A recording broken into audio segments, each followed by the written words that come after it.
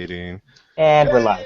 Hey, we're live. All right. Hey, this is Role Playing Public Radio. We're doing a Patreon game. The Space Raiders. This game will be called Cosplay because you're going to be meeting a. Well, it's about a base raiding team that calls themselves Cosplay.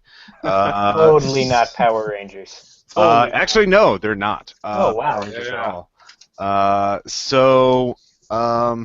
Before we get into the adventure, let's go ahead and introduce the characters. I'll go from my left in terms of your little avatar at the bottom.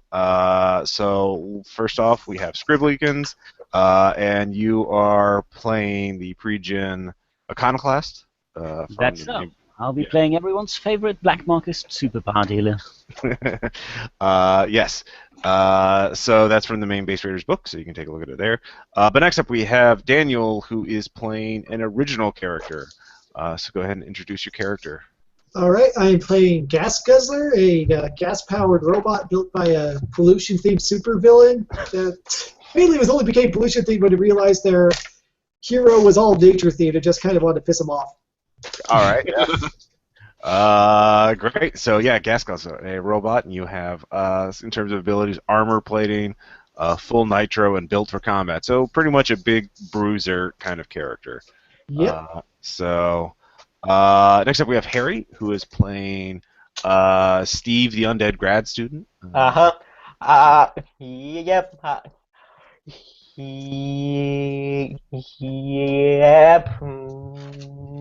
My character is just a mummy who's trying to pay off his student loans. Well, of course. That's something we can all relate to. Yeah. The student loan situation is pretty dire out there. So even for the metaphysically different. He is properly English, isn't he? Or is that just... Well, see, that was the last time that he was conscious, is when he was moved. Was when he was moved to a museum through the British Antiquities trade. He is, though his fashion remains rooted in his last attempts at consciousness in 19th century Britain.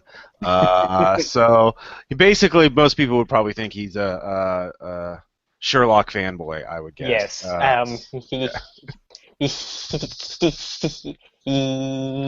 Yes, and his main feature, which I've recently changed, is a focus mask that has disguise plus unusual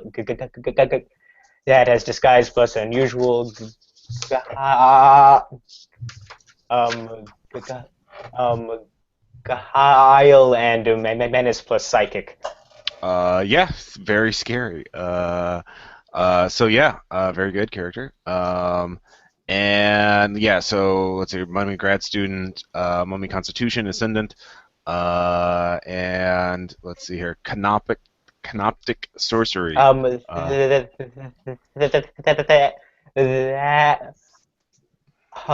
the last version. The new version is that.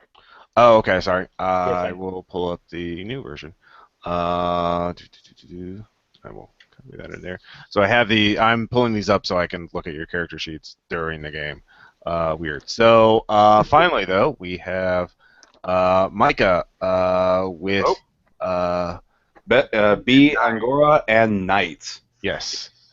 A little 12-year-old cat girl sorceress who's paraplegic, riding on the back of a 9 to 10 foot tall humanoid Hercules beetle. Imagine the Hulk with the Guyver. Nothing could go wrong with this combination. Nothing. Who is completely... the Knight, who is the servant, is completely subservient to the little girl. Nice. So that's... He obeys her... that one of his snags is, it's a minor snag, is, obeys her to the letter. So if she tells him, chase after that car, he hits the car. He stops. Crap, I gotta tell him what to do next. I like this one. Authority in danger. Kill them all! We'll be here a while, yeah.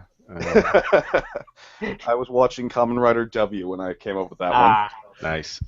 So how did the cat girl get to Earth? Is that She was actually a denizen of Earth already. Her parents Okay. owned a magic shop, but before Ragnarok, some pro-human supremacists found them and burned the place down, and it killed her parents. So she was Ah, living in the streets of New York since then.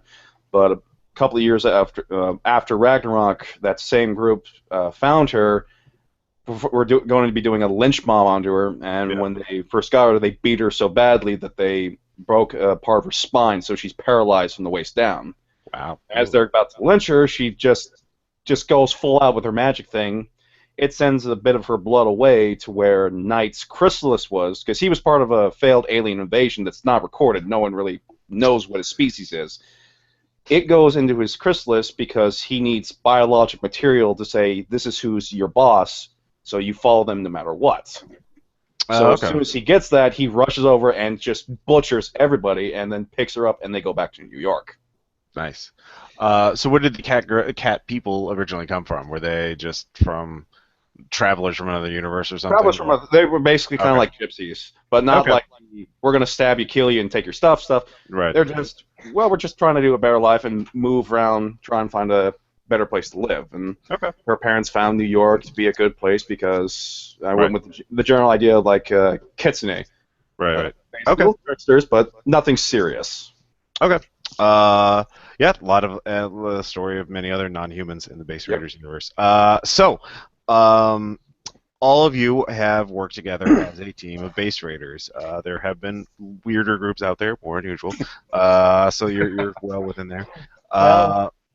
You, in fact, well, actually, all of you except for Iconoclast. Iconoclast, obviously, sort of an independent operator, but with many contacts.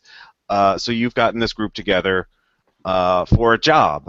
You have a client out in California who wants information on the Dweller of Darkness. Let's see here, the Darkness that Dwells. Sorry. Oh. Yeah, that old thing. And there's not much known about that. But you realize that there is a way to get that information because the Darkness that Dwells was a supernatural evil that mostly lived in or existed, operated in Japan, and was fought by a group called the Elemental Sabers. They were a group of young female warriors who had supernatural weapons and had sort of a weird schoolgirl outfit kind of costume and fought the Darkness that Dwells. And, of course, the Darkness that Dwells, the lords of them, the very powerful ones, you don't know, there's not a whole lot of public information about them, aside from... Wait. The Darkness of Earth wasn't an entity, it was a faction. Yeah, it was a faction. There were multiple. It seemed to. What you do understand is that it was some sort of evil that possessed or took over people or other organisms. So they kept popping up. But there were multiple spirits within the darkness, like a species or a group of spirits that did this. So again, yeah, there's not a whole lot of information. But the Elemental Sabers were fighting them. Keeping them in check, keeping them mostly focused in Japan. But then, of course, Ragnarok happened, and the Elemental Sabers and the Darkness disappeared. However, there have been a few cases you've heard through your underground contacts that the Darkness that Dwells has returned, or there are people who have been possessed in America that have shown the same sort of symptoms. That a typical possessed person would demonstrate. And so your client, who is using, all you know them is a Bitcoin, a Byte Dime address, and a not throwaway email account, but they have a lot of Byte Dimes. They have a lot of online currency, and they're they want you to make contact with one of the Elemental Sabers. Has resurfaced. Saber Antimony. Let's see, Antimony. So you don't know how she survived Ragnarok, which would be interesting to hear about that. And you know that she is currently leading a group called Cosplay. There's her, There is a someone in a robot or a power armor unit that calls itself Pretty Soldier. You're not really sure whether it's a robot or a power. And then there's some guy who's just calling himself the Chosen One, and he seems to be using the same sort of powers, similar powers to a former ideal hero. They have energy projection and sort of a Green Lantern kind of thing, creating energy constructs and that kind of thing, and telekinesis and that kind of stuff. So these three have been going around doing jobs, and you're not quite sure. So you need to make. So basically, they want you to interview her and give up all the information she has on the darkness. But you're supposed to contact the client when you actually get in contact with her and get her to agree to help. So you have assembled your team of Gas Guzzler, Steve, and B and Knight. You figure you need some magic and you might need some muscle. Just one question. Sure. So how do we transport the two big ones in an inconspicuous fashion? That's a good question. There are some different ways you can do that. Do we have access to teleporters? That's true. You could. Iconoclast does not have that automatically. You could use one of your. Those of you with sorcery could use that for a move plus unusual. To teleport. You could also. What do you say? Gas Guzzler. I mean, Gas Guzzler can be. Is Gas Guzzler? Can he transform? Does he always look like a robot truck, or can he pass as like a normal semi truck or something? I didn't really imagine him as transforming, but I guess it would theoretically fit. Okay. Unfortunately, I don't have transport on any of my trappings, so I don't think I can give anyone a ride. Okay. Look. Iconoclast has wealth and networking, so she could probably get some smugglers to transport us. Yes. Well, you don't know where they are. That's the first thing. So you've assembled your team, and you realize you need to find Cosplay and make contact. Because the thing is, base raider teams, they're not all friendly, and this can be kind of dangerous. Trying to hey, we need your help. How do you, because some base raiders out there are pretty evil and will use this to trick or lure other teams and just rip them off of their powers and loot. Betrayals are not uncommon. So it's kind of, you're both two heavily armed groups of superhumans that are all breaking the law. So yeah, honor among thieves and all that. It's a red markets type thing. Yeah, it is. I mean, some groups are other, and you don't. Cosplay is relatively new, so you don't know their rep. So there's a couple of different ways you can do that. You could use your contacts to just make a meeting. You have to tell them what the meeting's about, and you could either tell them the truth or lie. In which case, and then meet at a neutral ground like the Underground in New York. I'll say Iconoclast, you're based there. The rest of your characters can either be based in New York or somewhere else, but arranging transportation for that, probably wouldn't be too big of a problem. Because Iconoclast could probably just hire a smuggler with a semi-truck and just drive you up there. Yeah, so you could investigate them, try and just listen to clues, figure out where they'll be, and just sort of approach them while they're on the job.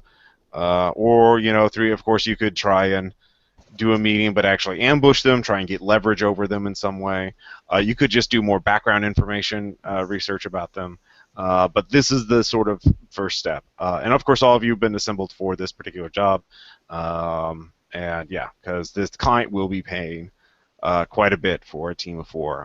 I'll say like 30 loot for each of you, which would be pretty good. You could buy some healing potions with that. Oh yeah. That's like a full 1% of the interest I've accrued.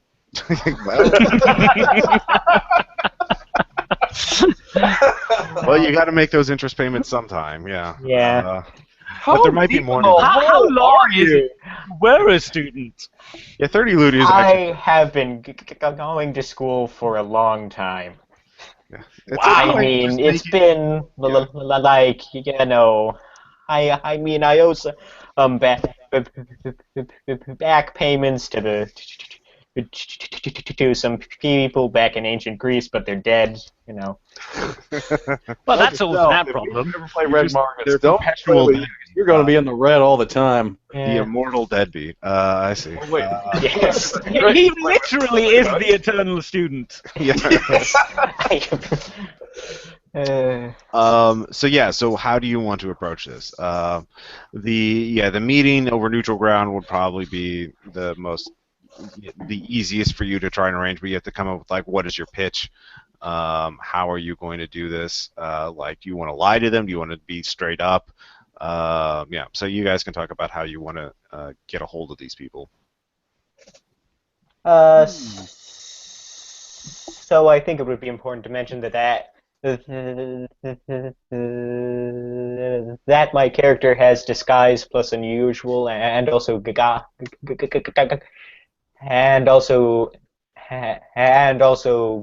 at the ascendant tier.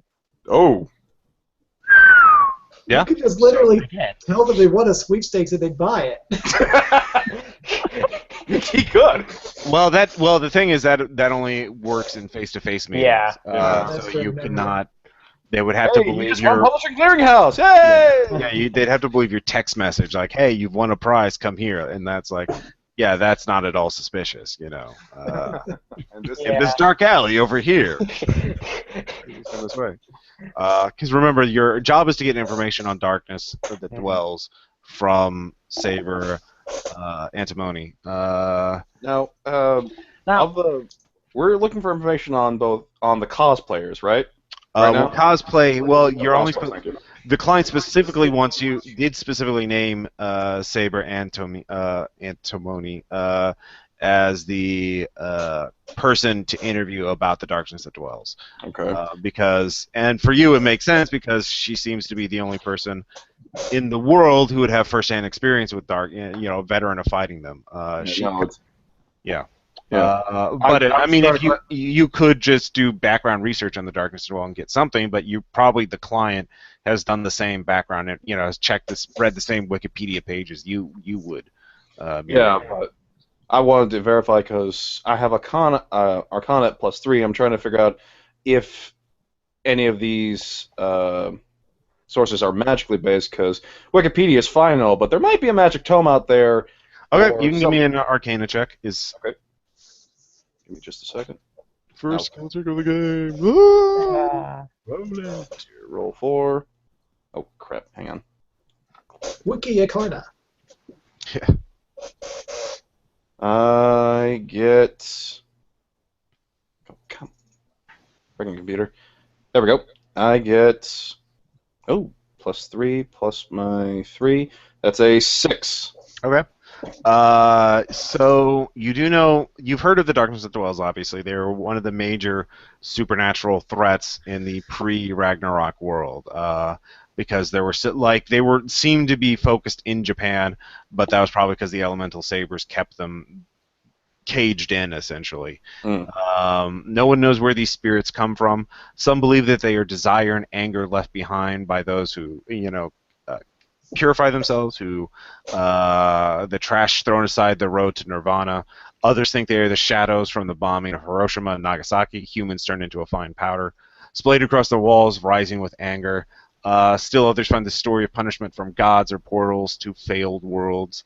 They are quite, they eat the weakest of these spirits a little more than a fount of anger and hate, while more powerful and experienced spirits grow to develop their own personality. So the weak ones act like animals almost, and but they are subservient to the older ones. The older they get, they're kind of a little like vampires. They become more intelligent and more powerful, and so it's more like a species of spirits. They possess living creatures.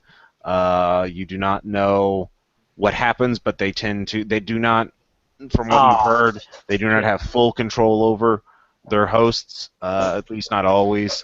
So their hosts have some way of fighting back, and So that's what you find out. There were 5 major lords of the darkness, but the Elemental Sabers had destroyed 3 of them, and But then the other 2 lords disappeared for Ragnarok, and all the other ones disappeared for Ragnarok.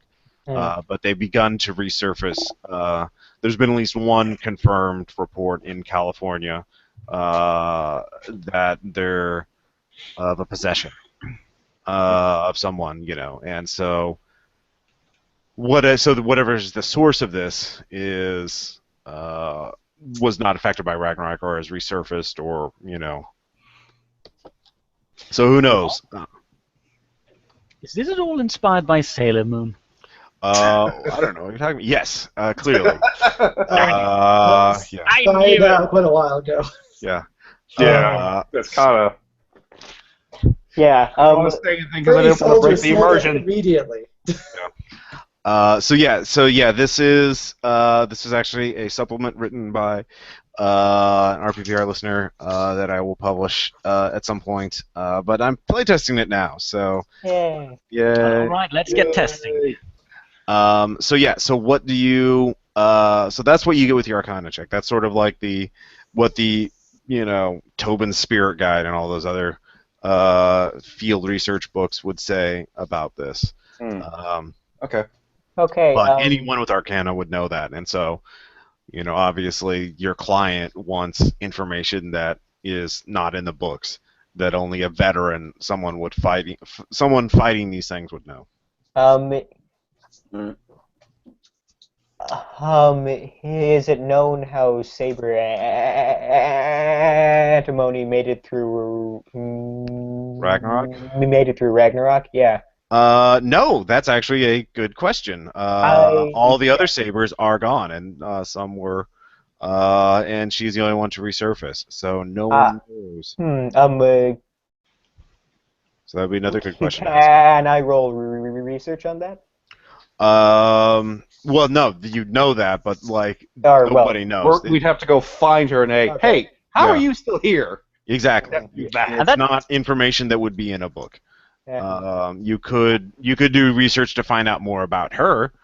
I will do that. All right, give me your roll. And I'll look up her group, the other ones. The Elemental Sabers. Yes. Okay. Give me a roll for that as well. I got a +1. Okay. I'm a plus my +4 at the extraordinary tier +5. Okay. Yeah. 5. You're really good at this research stuff. Like you've had a lot of practice. Weird. Like you're a student or something. I have given up on so many pieces of papers. I have information power too, but it's built for combat, which means it's more about knowing different groups I had to fight. Yeah. I come out useful here, unless he sent me against them once. Okay, so first off about Saber Antimony. She first joined the Elemental Sabers 11 years ago, and then she was with them for 4 years, fighting demons, human cultists, and other threats in Tokyo, until she left the group, which was unusual. And then she has not been seen since until after Ragnarok. In terms of her, let's see here, when she transforms, which takes several, there's a whole sequence accompanied by cherry blossoms and glowing lights and that kind of stuff. Her clothes, It's in my mouth. Japanese schoolgirl uniform. Her wand extends into a long spear. Her hair turns dark orange and grows out about 3 feet. She wields a spear, and she is quite agile. Very magical fighter. And so that's what you find about that. You also realize it's very unusual for someone to leave the Elemental Sabers. Yeah. Although from your research you do realize that it's unusual but not unheard of. But you realize it's unusual because most of them they don't really announce when one of the Elemental Sabers is killed, but you realize that's what usually happens to them. And they actually looked for her for a while after she disappeared, and seemed to resent her. In fact, there was one scene out in the countryside in Japan where she was confronted by other Elemental Sabers, and no one was close enough to hear the conversation, but it seems that she did not want to. There was some sort of anger between them. They almost got into a fight, but decided not to. So it looks like she left the group on her own, and they did not like that. That's what we find about her. In terms of the Elemental Sabers, there was actually You want to know what I got? Yes. I got a 5. Extraordinary tier. Very good. Their mascot was what they refer to as a mole cat. It's like a normal cat, but with bigger eyes and funny large paws with sharp claws. Loves to eat candy and is super merchandisable. But it was also intelligent, and it also seemed to turn young schoolgirls into superhuman warriors. It was the power source. There were never more than 5 or 6 at a time, but Antimony was the 51st element on a team of 6. That might have been a warning. So you do have some academic studies you find out that speculated about, like, if these are really like preteens and they're being forced to kill and fight monsters, aren't they just child soldiers? Isn't this wrong? Shouldn't we put a stop to this? But what can you do? The mole cat does as the mole cat wants, and the no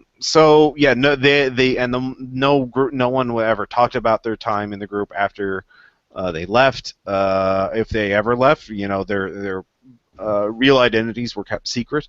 First rule of Sable: you don't talk about Sable. Exactly, Saber. But yeah.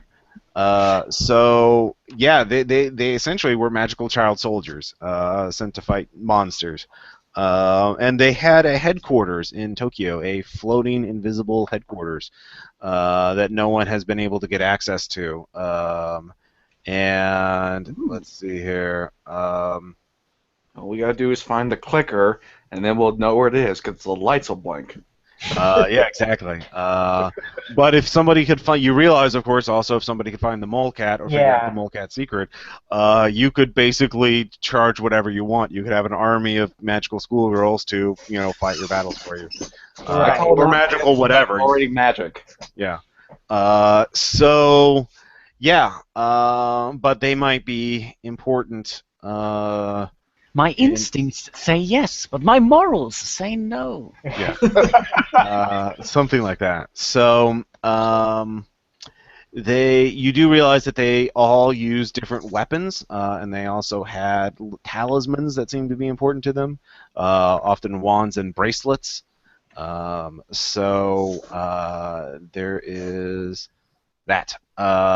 So that's where you find out that's sort of are they about the group and about her. And looking up this new group called the Cosplay. Yeah. Should I roll for that too, or? I'll give it. You got extraordinary here. There's not a whole lot of information, but you do find out. There's 3 members. There's the Saber Antimony. There's also Pretty Soldier, who apparently speaks English with a thick Russian accent. Is very enthusiastic. And in terms of base rating, seems to be a very advanced-looking. Looks like a runaway model from a 1980s mecha anime. So it has plasma cannon, flight jets on it, and let's see here. So it looks very cool and very Robotech-ish. The fanboy factor is high in this one. Yeah, and so it's either a very advanced AI or there's someone piloting it who sounds female and speaks English with a thick Russian accent, so possibly someone from Russia. Then the other one is actually you can find out he is actually easy for you to figure out. There was a ideal hero called Longarm, who of course disappeared during Ragnarok. But this new guy, the Chosen One, looks a lot like him. Like maybe he's a younger brother to Longarm, and somehow got a hold of the same power source, whatever that was, and got the same kind of powers Longarm had. So. Excuse me, having flashbacks. Oh, ooh, yeah. I think I did some bad shit on that guy. Yeah. Yeah. For Pangloss probably did. Yeah. Clone memories are weird. It's not like he gave his powers by torturing him. Oh wait, yeah. Ooh. Yeah. He's a tall and square-jawed guy. Cuts his hair short. And let's see here. Very kind of proto-military guy. He wears pretty military surplus stuff usually, and he has telekinesis and let's see here. So yeah, he can do that kind of thing, and seems to trust Saber Antimony. You did hear that this new guy, the Chosen One, does keep talking about Joseph Campbell and the Hero of a Thousand Faces a lot, which is weird. So that's Cosplay, and they're doing a lot of jobs. It looks like they're trying to build up an arsenal, try and build up favors and contacts, and not so much profit, but like building up an arsenal of weapons and allies and that kind of thing. Like they're preparing for war, which for you maybe like, hey, maybe they are the Saber is concerned about maybe the darkness that dwells and wants to. And maybe she wants to get into touch with a black market superpower dealer. Yeah. So yeah, you could arrange a meeting with her under that pretense. I mean, I think that's the simplest option to be sure. Yeah. So yeah, that's fine. So do you want to send out a request for a meeting through intermediaries? Yeah, sure. Okay. Under what is your pitch? I've heard she's looking for essentially weapons and allies, and I know some people, and additionally I have contacts. So if she wants to get in touch and maybe arrange a meet so we can discuss these things, that would be dandy. She might not agree to meet in person from that. No, she says you get a message back saying what are you wanting from us? Do we want to be upright? Again, instincts say no, morals say yes. We could be vague at least.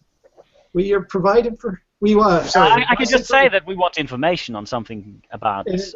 So we give them an offer for something in return. Yeah. Offer a favor in exchange for information. They're looking for allies and equipment. Yeah. Technically, I count as both. That's why I said I know some people. Yeah. All right. The truck is like, yeah, I can do both. All right. All right. So So what are you wanting to get from her? Are you telling her what you want to get from her? Or you're going to be vague, like I have some work for you or something like that? Let's see. Our client wanted us to arrange a meet with her, right? Oh, who's your client? That was Meta, wasn't it? I'm asking Meta. Oh yeah. Oh, okay. Sorry. And that's also what I'm wondering. We don't know who our client is. Meet with her. How do we know that the client doesn't want to target the Elemental Saber? Oh, well, that's a good question. And that's something you would have to. You don't have much on your client. Like I said, you have a byte dime address and a email address from an anonymous Tor server. So those are very hard to hack because right now they're being run by otaku that have given themselves super intelligent drugs that give them super intelligence, and they're very Think Anonymous, but with super soldier drugs to make them smarter. That's still not that smart. Yeah. Oh, ding! Whoa! Huge slam on Anonymous. So they are pretty ferocious and single-minded when it comes to guarding the privacy of the darknet, and certainly a lot of the black market dealers want to keep the darknet up and running too, because privacy is also really important to not get caught by the government and larger criminal cartels that want to muscle in on this burgeoning field. What is the hacking skill, by the way? I would allow different things. Your implanted memories of a super scientist would work for that. I am a genetically augmented intellect. Yes. In theory, I could try to hack it, but again... Yes, you could, but you'd be using your implanted memory skill, which I think is at a +4 at the superhuman tier. So yes. yeah, you could do it, but there would be a risk of being exposed to it. It'd be an opposed roll. Yeah, you could. If you want to do that, of course. If you spy on your client, you're probably not going to get paid if you're caught doing it. Yeah, but it would be easier to arrange the meet if I could ensure that we, say, wouldn't get ambushed. Well, for free, you know that the first thing is just getting her help, getting her to agree to it.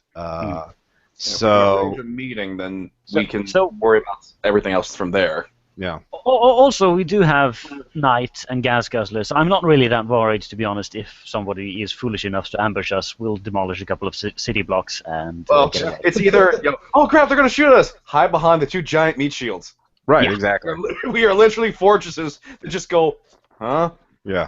I have 2 armor and 6 health. So, I don't think it's worth it trying to risk too much exposing our client right now. If we can find some easier way to get at his information or his background, sure, let's go for it. But right now, we can just say that we'd like to exchange some of their information, exchange for favors and or help.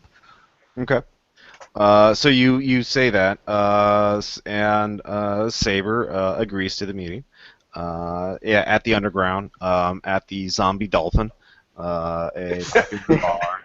Are they coming to New York, or are we having to go to California? The client, the one who's paying for it, is in California. Okay, I'm sorry. Cosplay is willing to meet you in New York. Yeah, the client is the one who wants information, wants you to go interview. Sorry, I must have missed that. I thought they were also in California. No, there have been cases. California's come up because there have been people who have been found to be possessed by the darkness that dwells in California. So and Cosplay is in the area, aren't they? Cosplay, you don't know, but they're willing to show up in New York for you. For this meeting. So we'll have to convince them to come to California with us. Yes. All right. After you get their trust. Well, or you trick them. We got to do that first. So you go to the Zombie Dolphin. It is so named because there is a zombie dolphin nailed to the wall behind the bar. It is flopping around, and there's a sign that says, "Don't put anything in the mouth that you don't want to lose." So I just imagine the robots, the giants, mutant alien, and the mummy all just putting their fingers in there. It can't bite. It can't hurt any of us. It's just gnawing on us. It can't do jack. Well, you could try, but there also could be magical curses or whatnot. Yeah. The zombieism could be infectious. You don't know. Fair enough. You also how Marvel zombies worked. Yeah, exactly. So the sign's there probably for a good reason, but probably. There are a number of supernatural creatures there. There's ghouls and goblins and mutants and whatnot. But you do see Cosplay in the corner, and Saber Antimony is already transformed. She looks a bit nonplussed about the situation because, but the robot and the Chosen One are next to her, and so they've selected a corner booth. They are already there by the time you get there, and so the 4 of you saunter in there. They have extra large chairs for giants, and the yeah. So they sit down. I assume Iconoclast will be speaking, or Hi. yes. Yeah, she'll Uh, lead. yeah. Hi, how are you? These are the friends I mentioned. Iconoclast, good to finally meet you. Yes, I've heard of you. You're a very reliable dealer. What is it that you want from us exactly? We are happy to assist you if there's some sort of base that you're having a problem with. Well, something came up, and this just seems right up your field. Just slide over the article with a mention of the possession of someone in California. We'd like some information on the darkness that dwells. I believe you have experience with it. Yes, that is very important information that could be misused by. You're not the first to seek it, and I have been. I do know about this information. It could be misused, especially with so many sorcerers and magic users about. They could try to. Steve would never. Well, some people have asked me for this information because they want to be possessed by the darkness that dwells. Yeah, because they see it as a cheap and easy way to get superpowers, because that's what everybody wants. So I don't want to tell people how they can how to look for signs of the darkness. That's fair. That's fair. Or anything like that. Trust me when I say I don't want competition either, so I really don't want to spread that kind of information. Well, if all of you are here, if you're all willing, we could do a trade for this information. I could tell you everything I know if you can help me with something. Yeah. Or What do you say, guys? Seems like a functional transaction. There has been a fight me or give me a quest. Yes. Good point. Yeah. I'm totally for it. What about you, big guy? He says yes. So Saber says, we found a base a while ago that we haven't approached yet because we haven't figured a way. Its defenses are very tricky, but with all of us put together, I think we could crack it. It's a vault that contains an item that is very valuable. If we can get the item, I'll tell you everything I know about the darkness. Can I ask something too? Yes, little girl. Well, what is that? You were around before Ragnarok, right? Ragnarok. Yes, I was, and well, that's yes, and I'm still here. Because I'd like to know that if that can be part of the whole, payout, from the vault thing, that'd be cool. If not, I understand. I'm just really I'm just, you look cool. Thank you. You look quite adorable as well, even with the giant killing machine monster thing there. Put the watermelon down. Put it down. Yeah. I am the real Saber. I'm not some imposter or impersonator, as some people have thought. It seems that we lost. We dropped. Yeah, Harry. So the mummy goes silent for a bit. He had to sit back in his coffin for a minute. He was he was overexposed. His tomb. His tomb.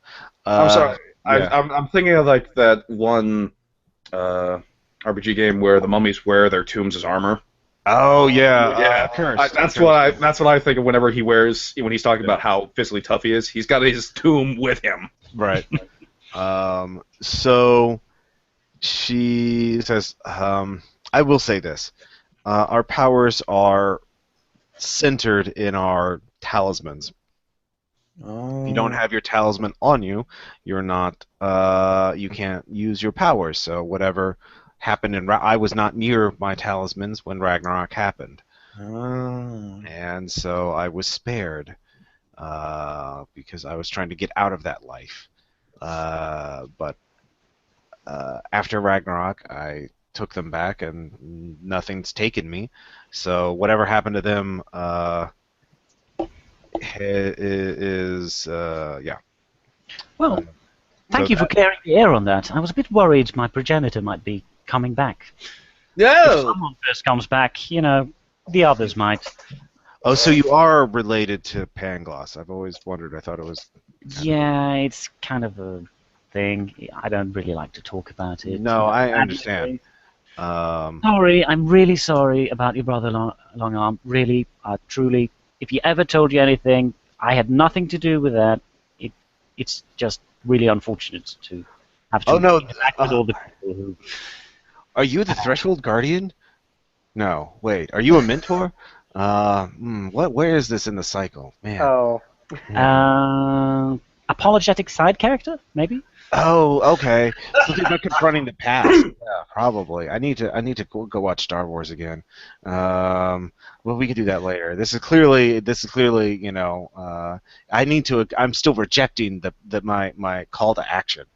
So I need to go forward with this. Yeah. Well. Yeah. Those of you with insight, you don't even have to roll. Yeah, this guy fucking really believes in the hero. Like, he's using that as a blueprint for his life. Yeah, Joseph Campbell. Thinks he's the hero of the story. I was briefly considering if that's just how his powers work. Yeah. Well, they might. You don't know. You don't know if it's a power or if he's just how he's dealing with it. So there's that. So they say the vault is in a small town. It doesn't even have a name. In Kansas, in the middle of Kansas. They give you coordinates. We'll meet you at this point outside the town. That's outside the perimeter of the first ward. In 3 days. We'll wait for you. There's a gas station along the highway, and that's sort of the last bit of normalcy before we get into it. The town seems to have been warded magically by Cerulean, and the main thing is yeah, the ideal sorcerer. The main thing is whenever you go in that town, even if you don't look human, just act human and normal, and don't look at the memorial too hard until it's time to act. It's in the center of town. You can't miss it. It seems we're not wizards, so we don't understand the thing, but everyone in the town seems to be compelled to watch and look and guard the memorial, and that seems to be the entrance to the vault. That's as far as we've gotten, and we left before we triggered a mob of angry citizens. We didn't know what was going to happen. Well, that's a good thing you've got a wizard here. Well, yeah, yes, that would be very good. So you help us get in that vault and get what's in there. I'll tell you everything I need to know. You need to know about the darkness that dwells and how to fight it. Sure. If this turns out to be another base, can we help ourselves to some of the other stuff there? If there's anything else in there, it's yours. I just the primary item in the vault. I like doing business with you. Yes. So yeah. So you have 3 days to get to a place in Kansas. Screw that. I like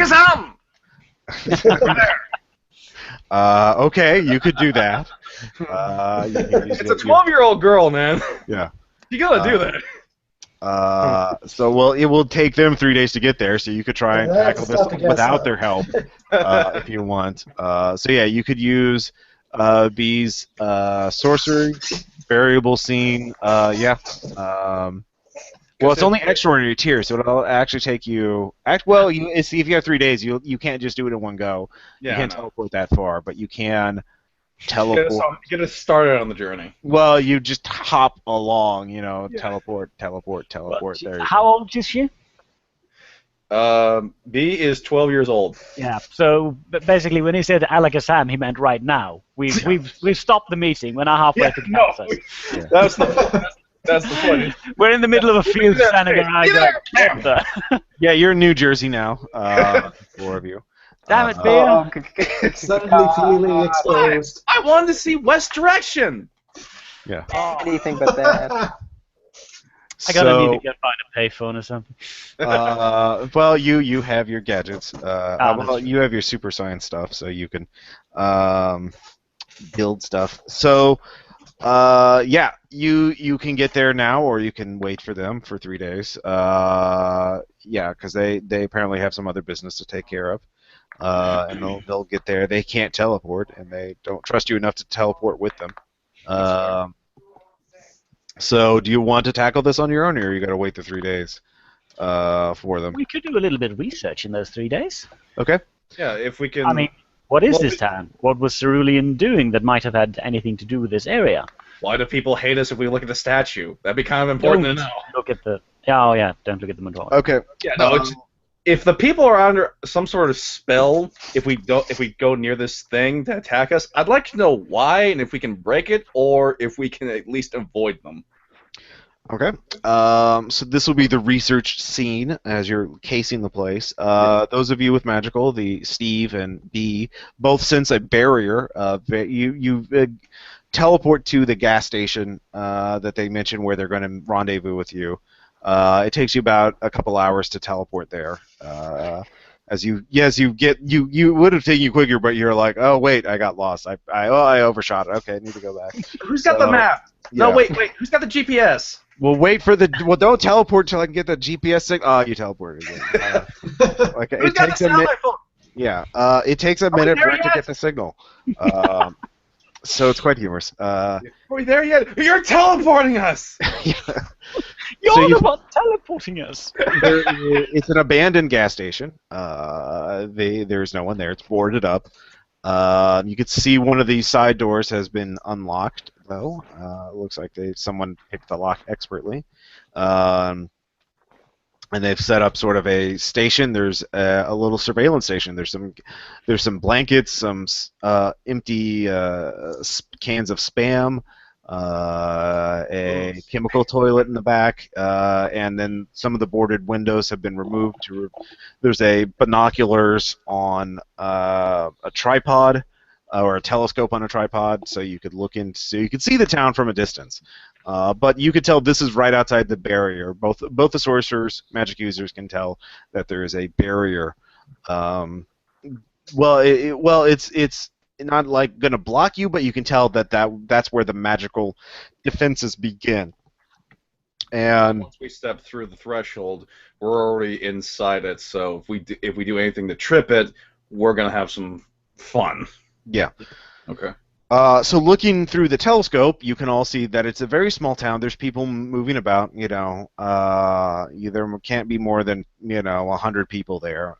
But in the very center of the town, there is a statue, and you can't quite read the text. But there's a statue of a general on horseback. With a saber pointing, like he's about to lead a cavalry charge. But you look at his uniform, those of you with information, or Steve, recognize that's not a Civil War uniform, that's not Revolutionary War, that's kind of an amalgam of both. In neither, it's kind of vaguely patriotic, and it's an American flag with 36.5 stars. It's kind of like... it is, but it's not. It's something you realize that's a magical. The focus of this magical barrier of this track. Let's see here. Both B and Steve can give me a sorcery check. Just use your skill with the spell on it. Okay.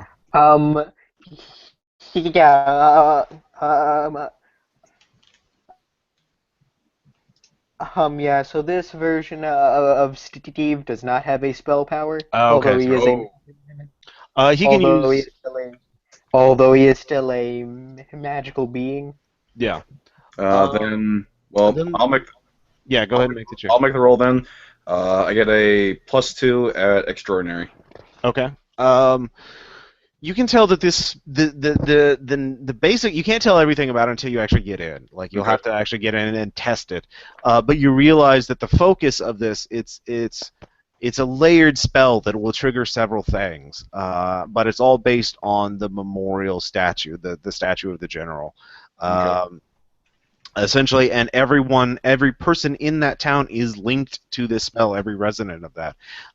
So they are subconsciously all guarding that statue, and so anyone they don't realize it. They think they're just normal people, but they are constantly looking at it. They're being reassured by it. So if anyone goes near it, they will react to it. But because this is subconscious, this represents a weakness in it. If you can make them realize consciously that they're subconsciously guarding it, that would cause feedback that could damage the spell. And their minds. Yeah. Basically point out, you all acting crazy. But if you don't, if you just mess with the statue, they will react quite irrationally about that. And they are living people. So, they're just civilians who were well, again, you don't know whether they chose this, whether they were exploited, coerced, or tricked into doing this by Cerulean. I'm just gonna say from the setup here, it sounds like they were tricked. This is metagaming. Just Cerulean's an all-powerful wizard. And there's only like 100 people in this town. I don't think he'd have a problem one night just going, bam, there, done, bye. Oh yeah, no, he totally could have. Yeah, no, it's just this be a little, both my mind and the little girl's mind. Just, dude, this dude totally pwned these fools. He totally beat them. But actually, Iconoclast and Steve could do research checks to try and figure out about the town itself because it has no name. And you have the telescope. Who are these people inside her, and what do they really do for a living? Exactly. I got a I got a +0, which is 0 + 4 at the extraordinary tier. Okay. I would say this would be more implanted memories of a genius, looking up information on. No, Black Market Super over. Actually, no, this would be Black Market Super Dealer because you're basically using your context to go into government databases and stuff like that. Like, pull up the property records, pull up the tax records. How could there be a town with no name? Let's ask the IRS. They'll know. Yeah, exactly. IRS. +3 on extraordinary. +3 extraordinary? Yep. Okay. Supervillains have no problems fighting superheroes, to the nth degree. But when it comes to the IRS, no supervillain will ever challenge them. So the Joker. The Joker will not fight the IRS. Yeah, I mean, that's what brought down Al Capone. I mean, geez. Pay taxes.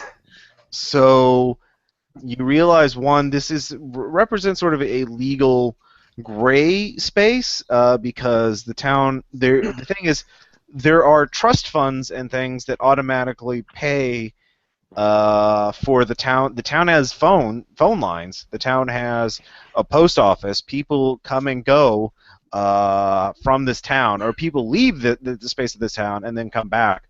It seems like every resident of the town, so people are aware of them. But again, there's no mention of the name. The land is just unincorporated territory.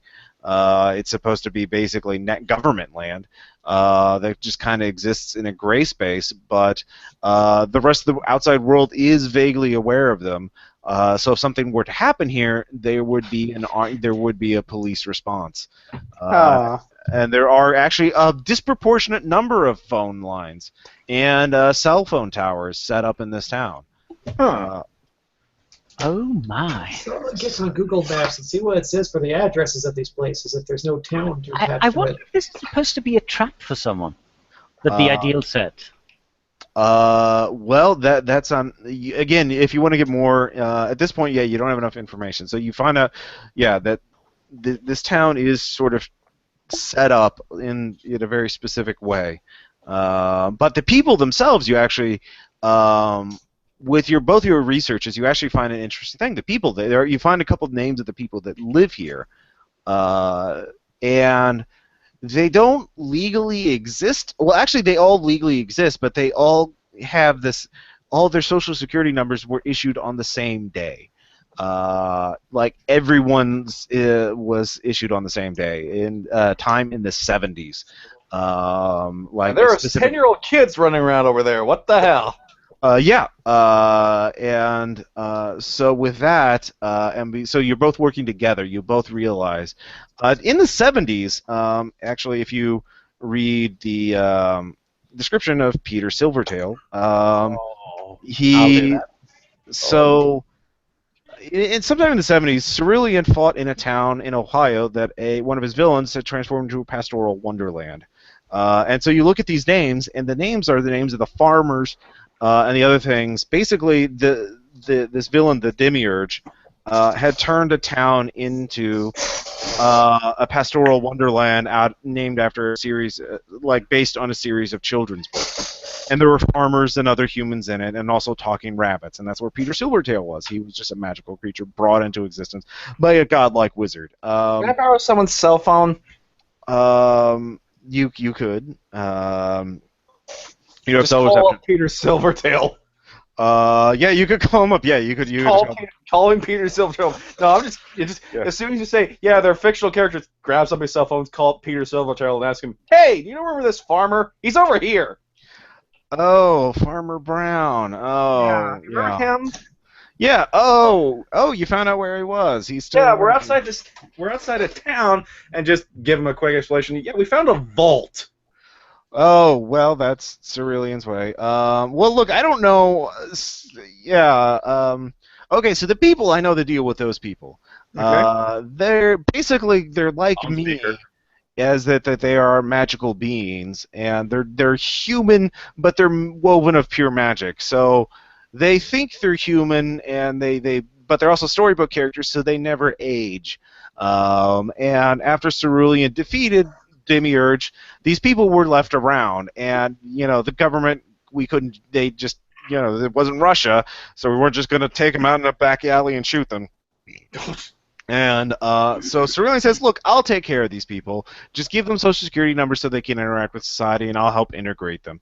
And he put them all in this small town. I think there were actually several. Yeah. Hello? Yes. Hello. Oh, yeah. Yes.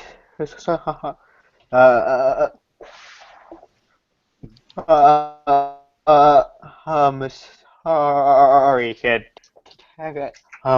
Technical difficulties. Okay. So good, man. Can you hear, or? Yeah. Yeah. Okay. So Peter basically explains that Cerulean set up these towns that the government wouldn't, and then worked with the U.S. government, because the Ideal still worked with the U.S. government with these kind of situations, so that they would serve a useful function. Although he never figured out what that was, because he was also coming into existence and learning. He wasn't the retainer of the Ideal at that point yet. He was still figuring out his own place. So they would serve a useful function in society, and it was set up so that they would never. They could just live in a nice rural place, and for as long as they wanted, And so everyone was like, "Yeah, no, we'll just that'll be great." And so they don't really think about how they're not really human; they're magical beings and immortal or ageless. They can still die, so in all other respects, aside from being ageless, they're human, and so. Yeah, that's what he said. In terms of them being, if Cerulean's using them for some sort of spell or something like that, he did talk once about finding ideal watchmen to guard over certain artifacts that were best kept out of the hands of men or humans. Things that could blow up the world, do horrible, horrible things. Oh, well, they not just those. I mean, some evils are more insidious than that. I mean, some things are more not quite as overt. I mean, but they're still the Ideal. Remember, they preferred order and stability. That was their main thing over good or evil. So. So Cerulean, so whatever it's guarding, it would certainly be. It could be a world-destroying artifact. I don't know. I mean, I don't know what's in there. He didn't entrust his secrets to me. I just bailed his manservant out of jail 30 or 40 times. What kind of manservant do you have? One who liked blow, and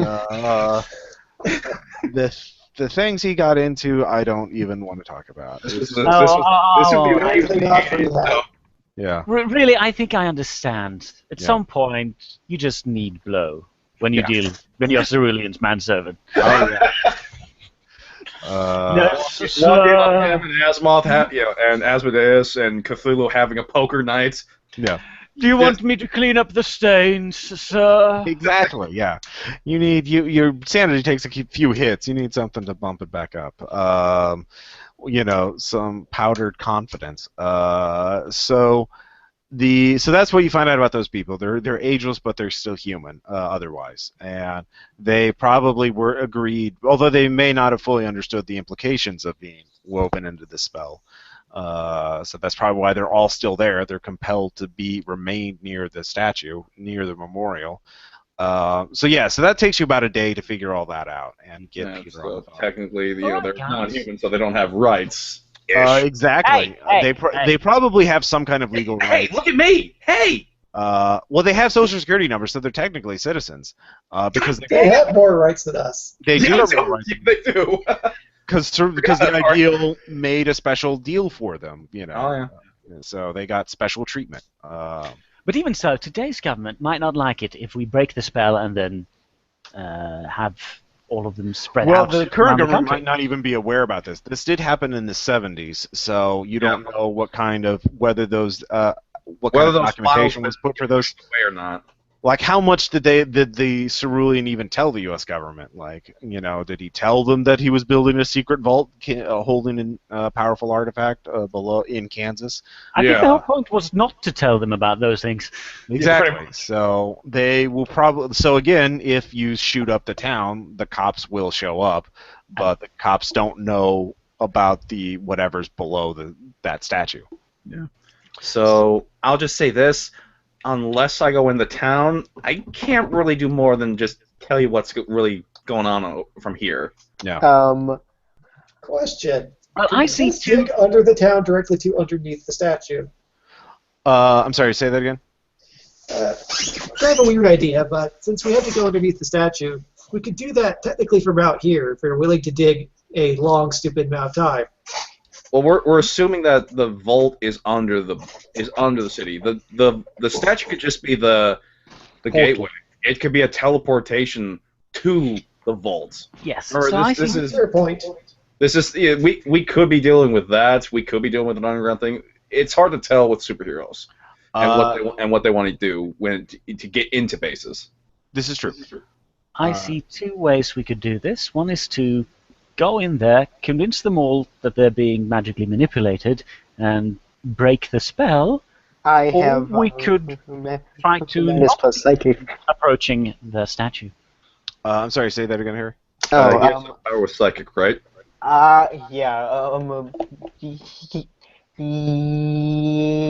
Yeah, except I just have menace plus psychic. Well, So you could just traumatize them. You could literally break it by terrifying them. And then they'll call the police. What are your aspects? I'll make my way like everyone else. Yeah. Oh yeah, the whole assassinist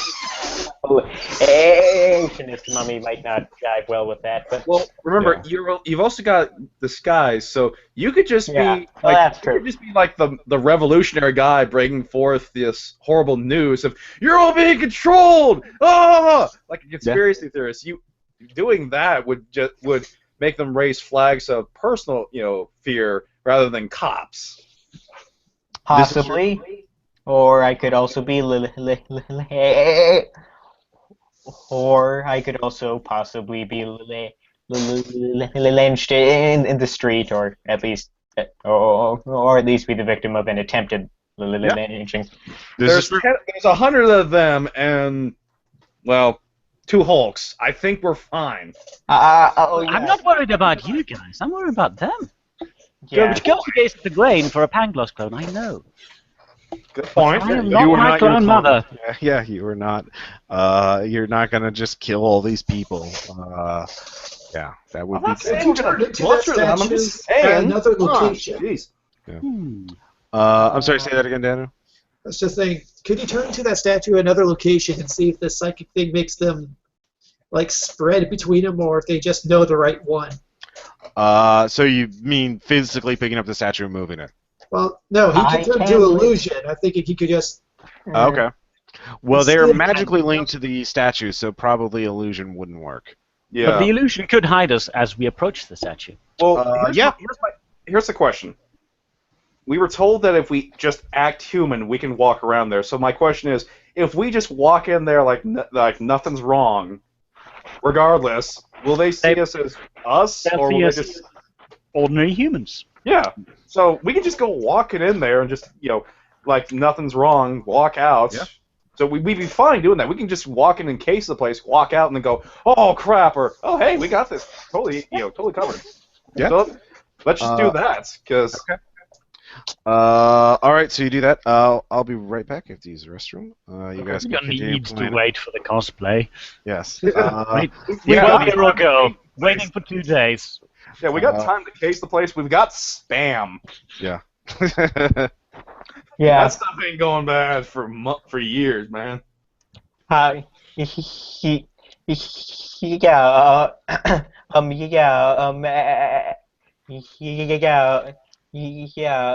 And I do have my disguise trapping as well. Um,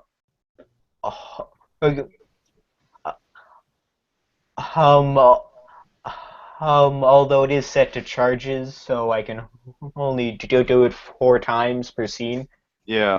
Well, lucky thing for for the scene one, once we go with the new scene, which will be probably us getting inside the base, they'll be replenished. So don't feel too bad using those ones up right now. Mhm. But our biggest question is probably figuring out if we're gonna break the spell and do the feedback, so we can get to the statue, or how we're gonna covertly get to the statue and teleport up without the townspeople going all Resident Evil 4 on us. Yeah.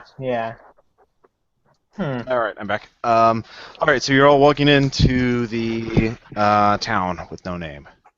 I'm gonna have. By all walking in. Yeah. So some of us would have a harder time being inconspicuous and getting through doors of a normal size. That's true. Well, that's if we it's go inside. We could just be enjoying a nice picnic for all we care. Okay. The town itself is just think of like the downtown of any very small America town, centered on the statue, of course. But outside of that, there's some houses. I mean, again, it's 100 people. There's like a general store and a post office. And we don't even have to go inside if we don't want to. Yeah. Yeah, you Does can it just still walk. look like Just, 70s inside there. Yeah, just stay 100 yeah, feet away it from the does. statue. You could bring tourists to this place. well, yeah, that's true. That would be an interesting effect. Hey, how come they have a football stadium over here? We didn't notice that looking out over here. It's a very small. It's a small. Well, it's not a stadium. It's a field. But yeah, they do have a small school. It's actually. Oh no, it says over there NFL. Yeah. There's clearly an NFL team right here. Yeah, the Chiefs did really bad in the offseason. They got traded. So yeah, they. So yeah, so are all of you just walking in to see what happens, or are Yes, not looking at the statue. Okay. I'll spend 1 charge of my disguise. Okay. I look like an average person from that region. I look like I work on a farm. All right, so you look like a salt of the earth, and so you show you march in. The people are very friendly, like, oh, hello, how are you? Oh, howdy. Hi. And they are just going about their business. You do notice that they are very every once in a while looking up at the statue. You can also see that the I'll say it's early fall, so the grass is browning all around the town, obviously, because it is natural, but except for the grass around the statue itself, which is a verdant green. They're out of season and very perfectly trim in every way. It is alive, but in stasis. Goddamn magic users, keeping Yeah. their lawns green and prosperous all year. Yeah. Yeah. People, landscape artists need work too. Anyway, do you want to do some more research? Yeah, I will do the spell crafting, like the Okay. word. For now that I'm in the town. Yeah, you can do that. Go ahead and give me a roll. I get a 0, so that'll be a +2 at extraordinary. At +2, you get a sense that this is they're kind of like a there's multiple layers to this, and so you can't get all of them with a 2. If you spend a fate point, you could, or you could just get some of the layers. I will spend a fate point, so that all right. So you raise it to a +4. And what aspect are you invoking? Just so the listeners. By doing more, I can learn more. Yeah, that's good. So you focus, you push yourself out, and mentally read all the. You realize, really, hell, he was just Mozart with magic. He was okay. So just to give you guys clarification, I'm here. This is me putting my hands down on the ground, and Knight, lift your hand, stand up. Yep, there. Now lift your hand up all the way. Yeah, that's cerulean. Yeah, he is an incredibly. You would never not want to face him in magical combat. Yeah, no. But you realize if he's been taken by Ragnarok, whatever took him was even more powerful. Yeah, that's a scary thought. It was a complex and layered spell. It had multiple effects. The first thing is that the townspeople constantly monitored the statue or the memorial, and at all hours of the day, there was always going to be some people. They unconsciously slept in shifts so that there would always be a third or more watching the statue or constantly looking at it. That would be creepy at night. People just hanging at the windows, gazing out. Yeah. Well, all the houses face. Mother. What are you doing up this late? Exactly. Oh, just watching. Oh no, you would never ask that question. No, I'm thinking. I'm sorry. I'm going back to Alfred Hitchcock there, the guy working at the motel, looking up to the window where his mother sits. So if anyone interfered or used the statue, they would immediately become violent and agitated and demand they leave, and if they did not, they would become more violent and unstable and attacking them. And then if anyone was hurt, as many citizens as possible would attempt to call the police. And also the ideal, they had panic buttons in their houses. Mystical panic buttons. Of course, that part won't work anymore, but they'll still call the cops. And the other thing is, though, if you actually killed for the villains, if you actually killed them, which you realize this was kind of a trap for some of Cerulean's villains, because they'd be happily just nerve gas the entire town or something like that. That would trigger the final layer of the spell, which would turn everyone slain in defense of the statue into a vengeful specter, into an angry ghost, a very powerful combatant, and they would become true immortal sentinels, as they would give up the pretext of being normal people. Yeah. Sorry, I just had a flashback to listening to the Heroes of New Arcadia in the airplane graveyard. Yeah. Oh, yeah. God. Yeah, no, that just popped in my head right there going, oh, crap. We don't need that here. Yeah, exactly. So it's and the more slain at the same time, the more powerful all the specters would be. So if you nerve gas the entire town, you would have essentially a just massive hardened fortress of doom, hardened target. Like, it would be impossible to get in there without spending years carefully exorcising every ghost.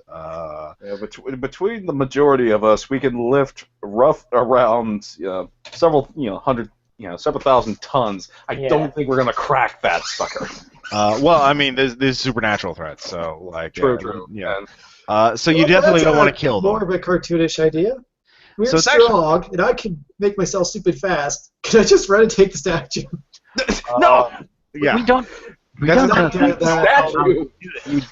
That's the statue is the entrance to the vault, but you don't know anything else about it. So, We need to, and examining it would trigger the violent response. They would Unless start you somehow escalating. illusioned yourself not to be seen. Well, that's the other thing. You don't know if illusion spells would work near the statue. well, Also, the we don't know biggest how question, deep it is. It could be a lot heavier than my capacity. Yeah. well, here's the question: So is there are two ways you do see because you spent the extra fate point on it. You do see two weaknesses in it. okay. One is the illusion thing, either technological or magical. You don't know how well magic would work on there, but technological, a sufficiently advanced, holograms and predator cloaking and shit like that, you could get up on there. The second thing would be, like, you realize, yeah, these people don't, it's all subconscious. And if you cause their conscious and subconscious parts of their mind to come into conflict with each other, they would it could cause a cascade effect that could cause the entire thing to short circuit. Yeah. Could we just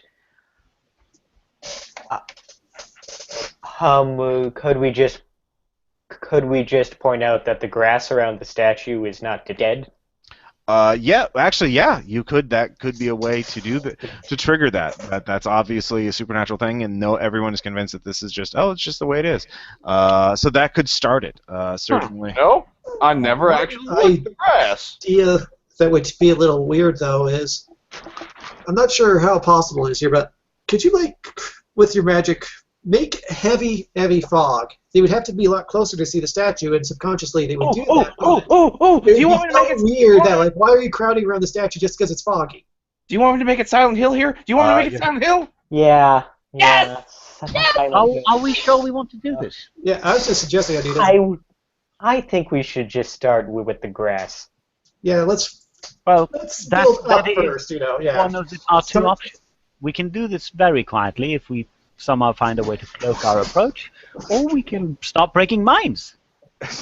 I know which one Here's my. I internally prefer, but I leave this up to the group because I'm not sure which one will be better, honestly. Before we get too far into that, here's my question though. If we just walk up and just look at the statue, no examining anything, they're not gonna go crazy on us, right? Oh, they will. They'll start get away from that. Okay, see, that's what I wanted to know, because if it was just sit down and look at it, no problems. It was us literally just looking around at it, like we're actually examining it, that they'd have a problem with it. Now that I know that, yeah, we gotta probably be best to be if we hide what we're doing. So you're going for the stealth approach. Iconoclast, your thoughts? Because you were. I'm of a split mind on this. I would definitely go for the convince approach, or really Gloucester Town and then Gloucester Spectres approach. But I would prefer if we could do this stealthily, because I think that would be overall better for these people. Again, I'm not quite so sure, because they are kind of stuck in a loop, and if this keeps going on for hundreds and hundreds and hundreds and hundreds and hundreds of years, they'll get way out of touch. Maybe it's better just to rip that bandage off right now. Band-Aid, sorry. Well, without knowing the full story, for all we know, they're just keeping up with the times. I mean, this isn't Pleasantville. They're probably keeping up with the times. It's just this is a small town in Kansas. In Kansas, you said? Yes. Yeah, no, just they're keeping up. It's just the world. I see no one with a mobile phone. No, they do. They have no keys. Oh, okay. There's cell phone towers everywhere. There are cell towers everywhere. This is probably the best broadband you're ever gonna get.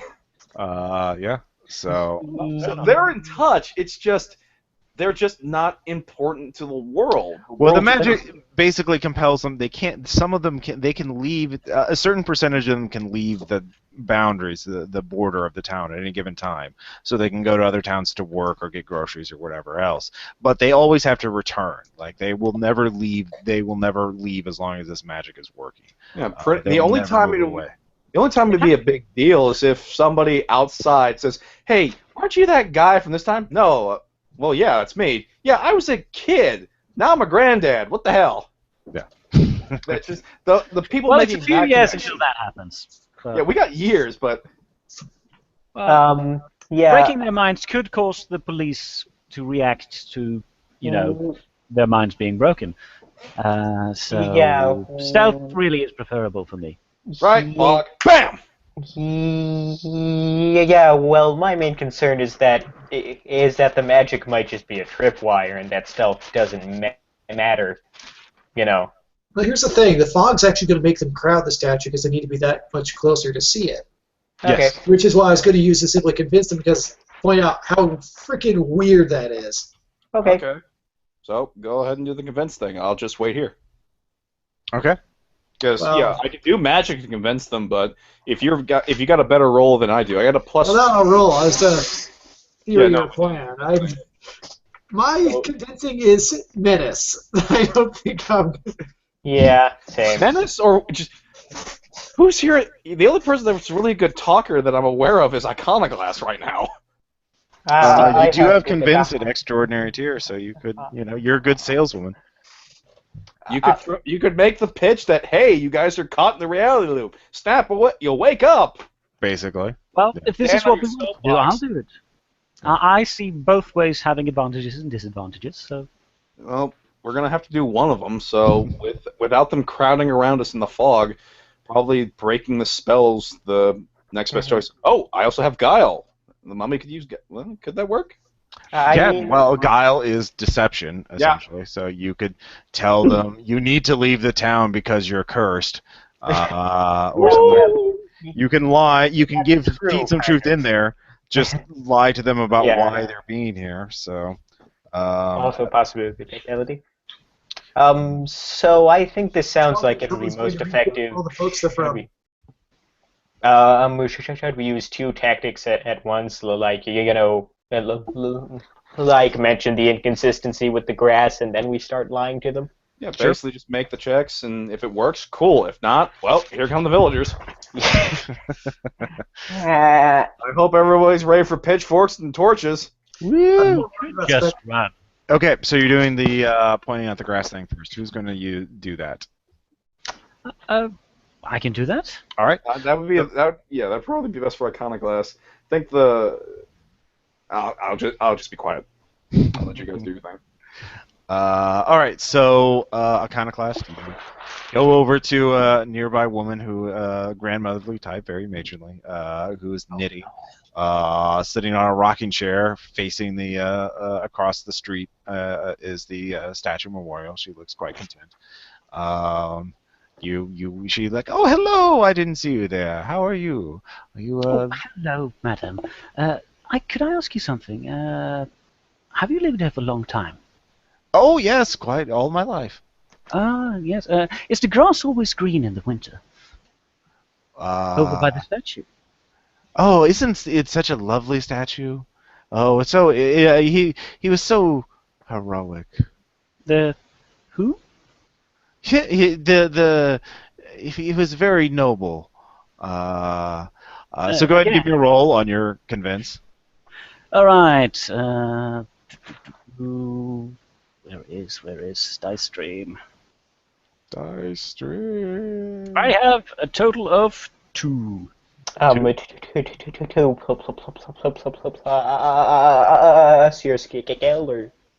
Straight to. total 2.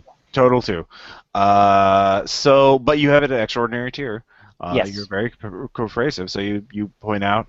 You also realize she doesn't know who that's a statue of, what it's a memorial of. Yeah, I was pointing at it. So you point these out, and you try and find out like who takes care of the grass, who is the general, and you start seeing the horror in her eyes. Yeah. Her eyes widen. She drops her knitting needles. She's just.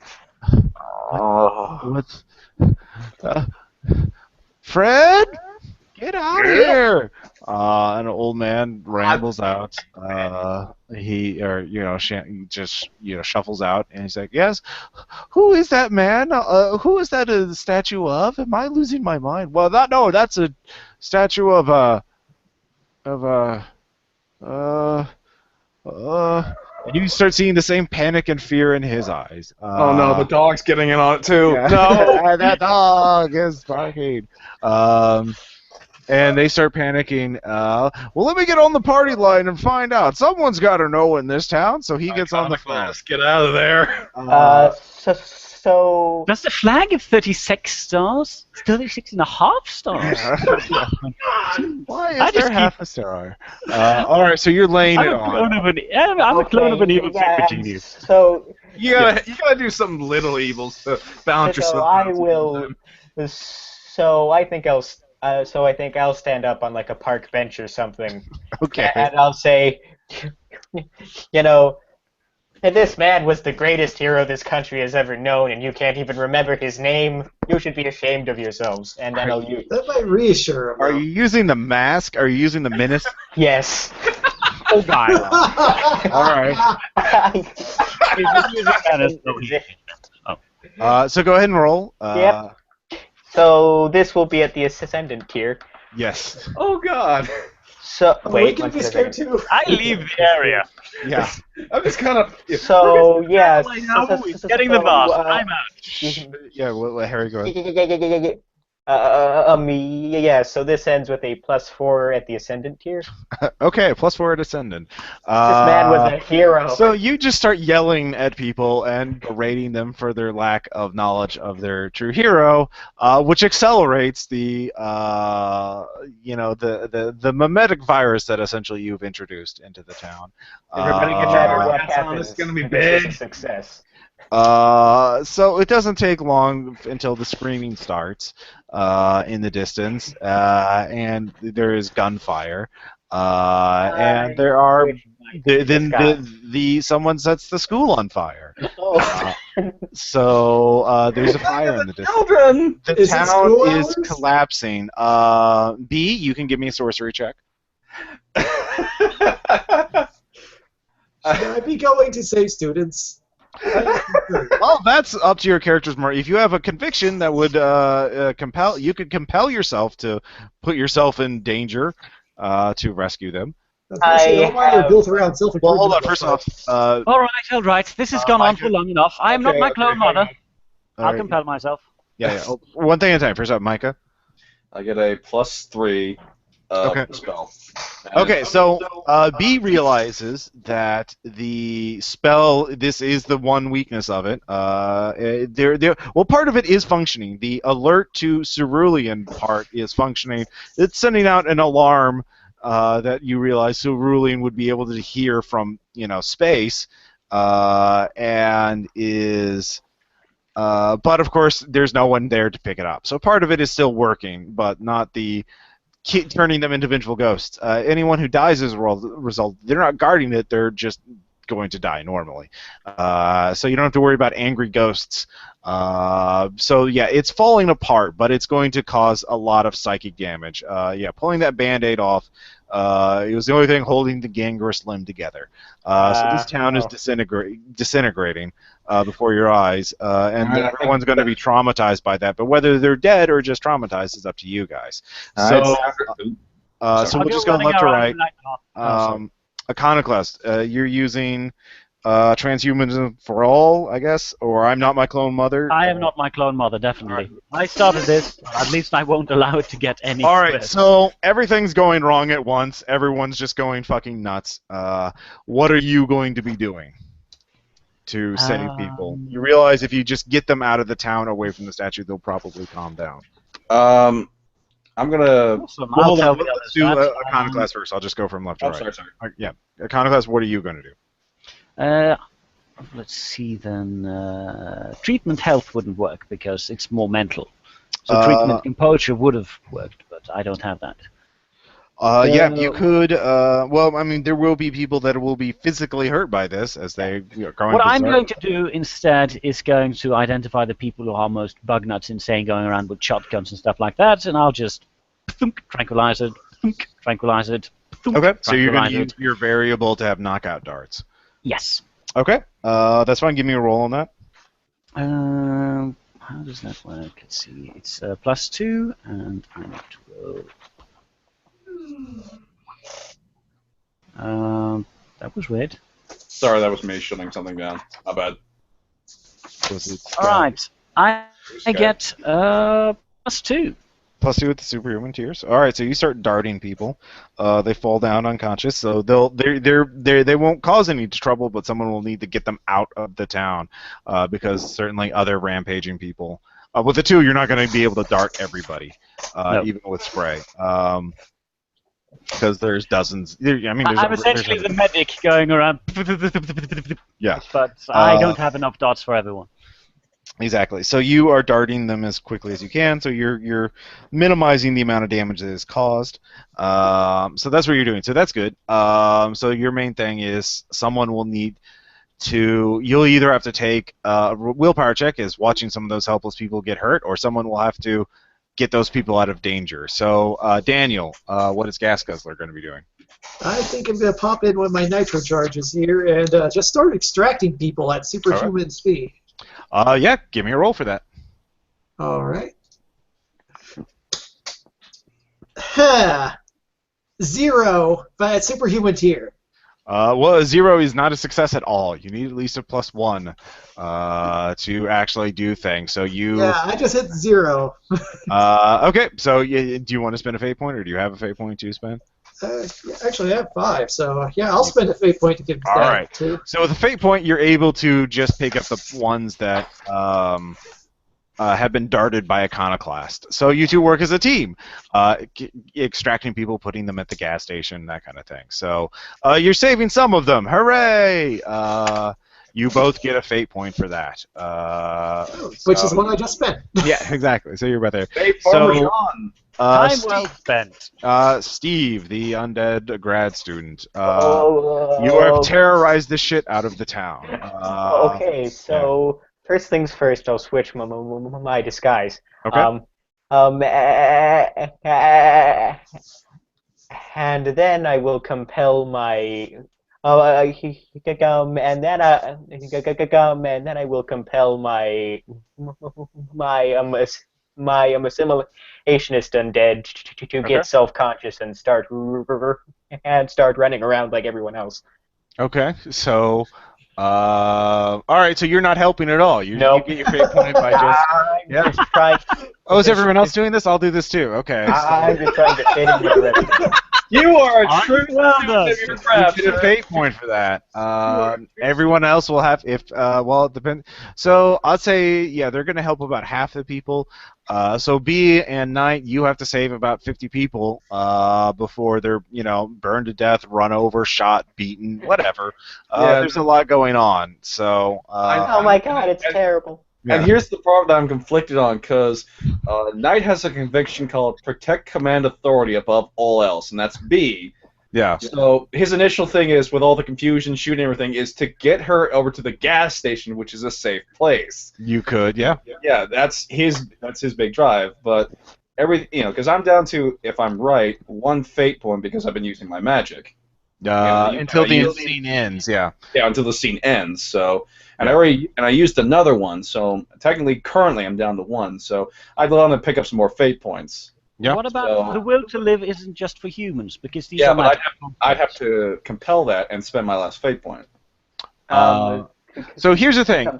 Your character's Net easy you enough fate that you don't have to worry about damage, really. The people with the guns aren't going to think. I know that. We'll have to make a hell of a resolve check to, not feel bad about all those people who got killed or traumatized or hurt. The will to live isn't just for humans, so B will fight it, override Knight's instincts to protect them. Just, no! Help them! Help them! Okay. All right, so how are you going to help them? If that's the case, there is a fire going on, correct? Yes. Then are there people inside there? Sure. Then he will basically rip open a section of the schooling and get people out. Okay. He has physical force and resist damage, so he can tank the fire and just rip open a wall to get people out and just get them out from away from the fire. Yeah. Okay, so go ahead and give me a roll, and this will be a post check, also godlike, because this is basically how many people can you don't have super speed, so how many can you get out before the building collapses? I don't have move unusual. I just have move. Yeah. Right. So, well, it's also moving through a burning building, so you don't want it to collapse. So, By the way, you can look at everyone else's character sheet. They should be in the notes. Let's see here. Let's see. Ascendant. That's 4, 5, 5. That's 4. Yeah, you should have 1 refresh. It looks like. Yeah. Anyways, so be a knight. Go ahead and give me that roll. Let's see here. I'd get a -1, so I will use fate points. My last fate point to the will to live isn't just for humans. So it's technically, since these are magical beings, yeah, I'll get a +1 then. All right. With the +1, you manage to save everyone. But they don't get killed. Some people are quite sick or knocked out from smoke inhalation, and some people have broken legs.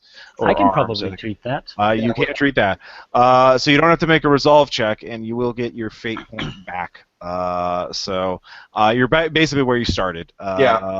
So you save most of the people, but you don't say. But that's just the people in the burning building. There's still some other people because Steve didn't cover his end of it. He gets a fate point, but let's see here. Everyone give me except for Steve because he's totally okay with this. Everyone has to resolve check because there are going to be some casualties. I don't think I have anything with resolve, so I'm just going to be rolling straight, I guess. I also have willpower and stress cap composure at Ascendant. Okay. So I'm just hardened. I got Yeah, no, one. you don't. You're fine, dude. It's all cool. Yeah. One at normal. Yeah, if you don't have resolve or anything with the willpower trap, and just roll it a +0. I get I a still managed to get one. nice. B and Knight will get a 2. Okay. Resolve it +1. Iconoclast will get it 3. Okay. And it was 2. We're looking at 2 willpower damage. So if you, I think only Daniel takes a point of, let's see here, composure, stress. As you're like, oh, that wasn't cool. The former mad scientist minion is the one most bothered by this. Well, yeah, no, it kind of brings up bad memories of fire and people screaming, and yeah, not super great. I remember that one time I lit that place on fire. There, gas guzzler. So it takes you the rest of the day to treat everyone, and there's just dozens of disoriented people whose lives are now ruined. Their homes are gone, and But at least you have social security numbers. Yeah, you do. You'll be eligible for aid. Yeah. So they can wander into the next town over. You could just, abandon them. But at this point, Cosplay shows up. They get there a little early. They're, well, by their standards, and they're like, what happened? Protective spell. Okay. I can explain this all perfectly in one simple gesture. Point Steve. Oh, his fault. I joined in pointing. He did nothing. Excuse me, but I also changed my disguise during the confusion, so you don't actually know what I look like. He went. He just vanished. Right, thing. Like you didn't do anything to help the people, so they're like, where the hell was Steve when we were pulling those people out of the burning building and everything? It's the perfect crime. I probably shot him with a tranquilizer dart. He fell over and gas guzzler hauled him out. Guys. And Lord knows I've been slacking off for 3,000 years. I'm not about to stop now. Okay, fair enough. Okay, what's another village? You're the best, dude. That's a fate point. I'll give him another fate point for being there. Yay! It was worth all those human lives. Yeah, not too many of them died. Probably only about 6 or 8. Count of 100. Yeah. Well, there's a lot of wounded, and everyone's shell shocked. Like everyone has just got the 1,000-yard stare, and yeah. So they might have social security numbers, but when people figure, I mean, if they go into normal human society, sooner or later people are going to figure out that they're, ageless. If Timmy keeps going to the same, 5th grade, class, like, if he never grows up. No, that probably would be a recommend good them to idea. the underground. Yeah. Yeah, underground it is. So, yeah, you can call Beatrice and tell her, like, hey, we got some people for you to pick up. Or there's a local, there's some in Kansas We City. can just tell them about it and tell them where to go if things happen. Okay. So you're just leaving them to their own. No, You just no, throw it Okay, in there. no. No Let's get way. a pickup. Let's get a pickup. Especially my mental condition, yeah, definitely get a pickup. Yeah. We just broke their reality, so we gotta give them something. So yeah, you could do that, or you could just go onto the statue and finish the job and let them worry about themselves. Probably some of them will just continue squatting the town, looking at their... Forever and ever. Yeah. But some of them will drift away. But that's another thing. Yeah, because Saber Antimony was like, no, let's get this over with. I want to get out of here. So I mean, those people aren't going anywhere just quite yet. So Yeah. if we get the job done, we can just pop back in and deal with them afterwards. Also, All right. besides a phone call, they can come pick up while we're still doing stuff. True. If you call up Beatrice and tell her, hey, we got these people out here. They got qualities for working. So hey. yeah, she might be able to put them to work. Get them normal human jobs and give them half their paycheck. Sleeper agents of the underground. A nice protection racket for her. So you get to the statue, and actually, Iconoclast, you actually recognize this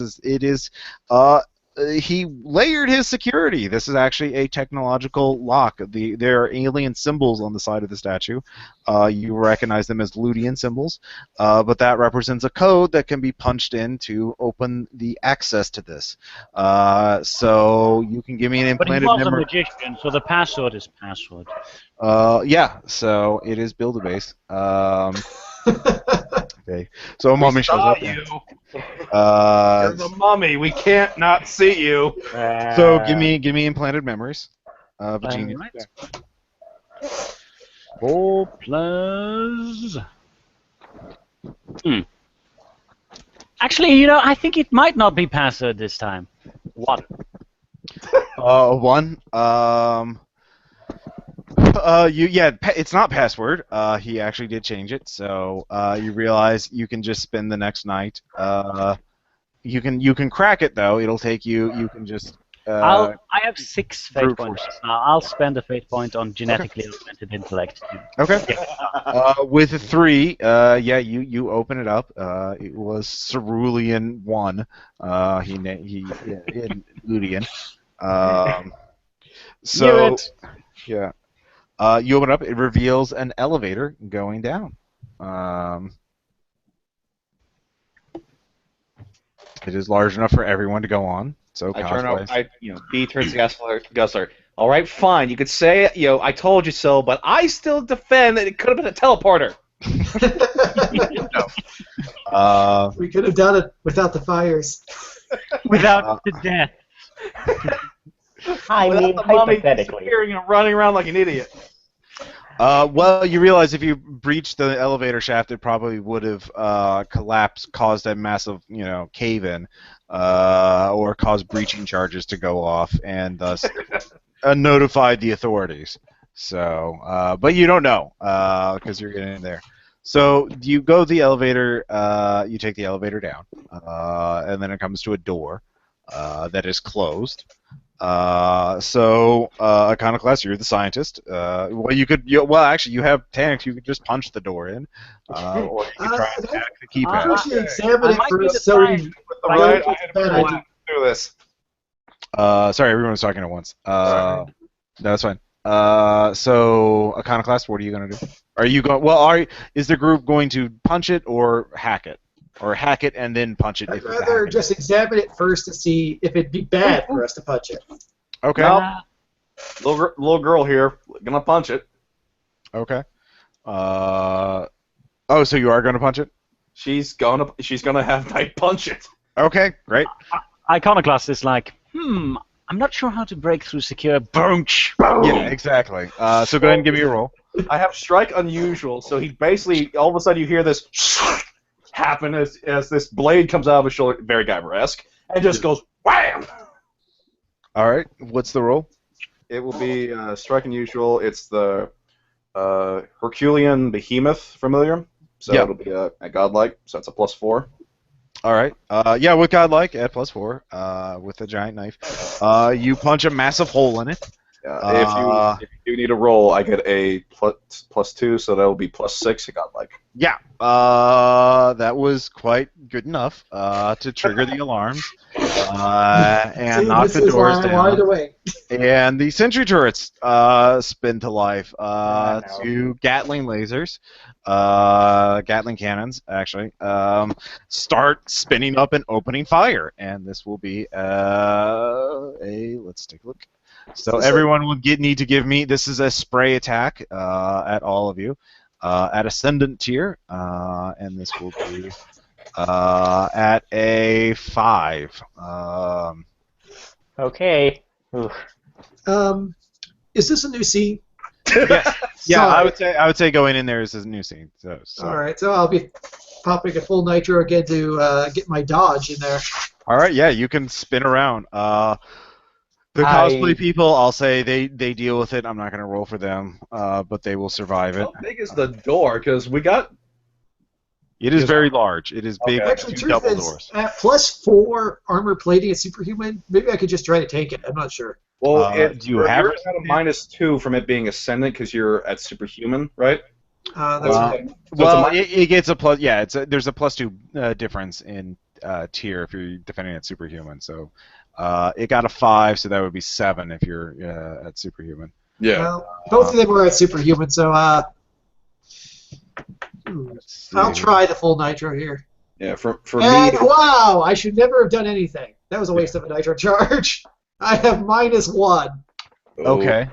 You got a Or negative. the minuses for tier, so yeah, I'm at -3. I dodge into it. Oh. All right. So you I chose have to 2 dodge into- armor. Yeah. You have 2 armor. So that will count against the 7. So that's 5 physical stress. So that'll put you at 1 unless you want to take a consequence. It looks like. I think I might take a consequence. Okay. Minor, moderate, or severe. Minor. Okay, So- minor.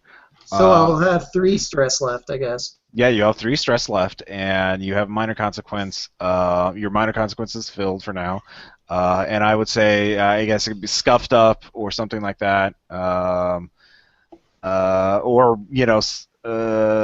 rear view, side view mirrors knocked off or something. So, Oh.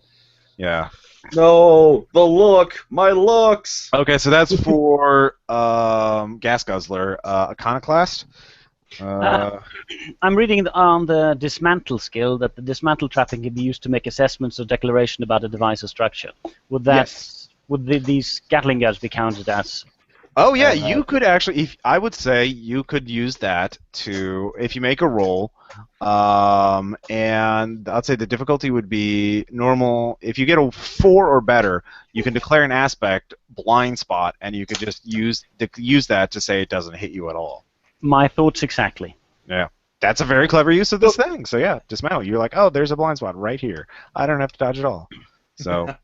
It's right beneath it. I know it sounds counterintuitive to walk towards the guns, but really, in this case, it is the best option. Very clever. So what's your roll? I'll spend genetically augmented intellect again, Okay. and one of my fate points, down to 4 now, to get a 4. All right, with a 4, yeah, you're just sit there, so you don't have to roll at all. Good job this round. Guys! The blind spot changes every round, so or you have to spin. Actually, no, it's the same thing. You have to spend a fate point every round to activate it. You don't have to roll again, but you have to keep spending fate points. Second mine will come in handy later. Yeah. But the thing is, you all get an action after this. It got a surprise round because you. So Steve, the undead grad student. Yes. So You could just tank it. Yeah. So I rolled my resist damage at Ascendant, and I got a total of a +1. So that's 4 damage. That's 4 damage, and since I have stress cap health at Ascendant, that means I just have 1 damage because that gives me 3 armor. Yeah. So you've taken 1 damage. You're pretty beefy. Ow. It's like a mummy is hard to kill. Weird. Eh. So yeah.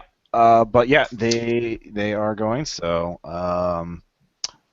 let's see here. You realize also that if you get closer to it, they will have weapon damage because you're getting a point blank range. But yeah, finally, Knight and B, you can. What are you? You're just gonna, I guess, tank it. Oh yeah, no, I rolled for resist damage. I get a +1, which would be +5 at godlike. Well, no, they're at Ascendant, so it's only a +2 difference. So yeah, no. So that'd be +3. No. What I'm saying is dice by dice and skill alone, it's +5. Okay. So. So your total roll was a 5. Yes. Sorry. Okay. Yeah. The total roll was don't. Yeah. Just give me the final roll. Like I don't. Yeah. I thought I did. Okay. So yeah, with a +5, you tank it. So you're doing that. So yeah, you got laser gatlings opening fire on you. So you each get an action. He is laughing.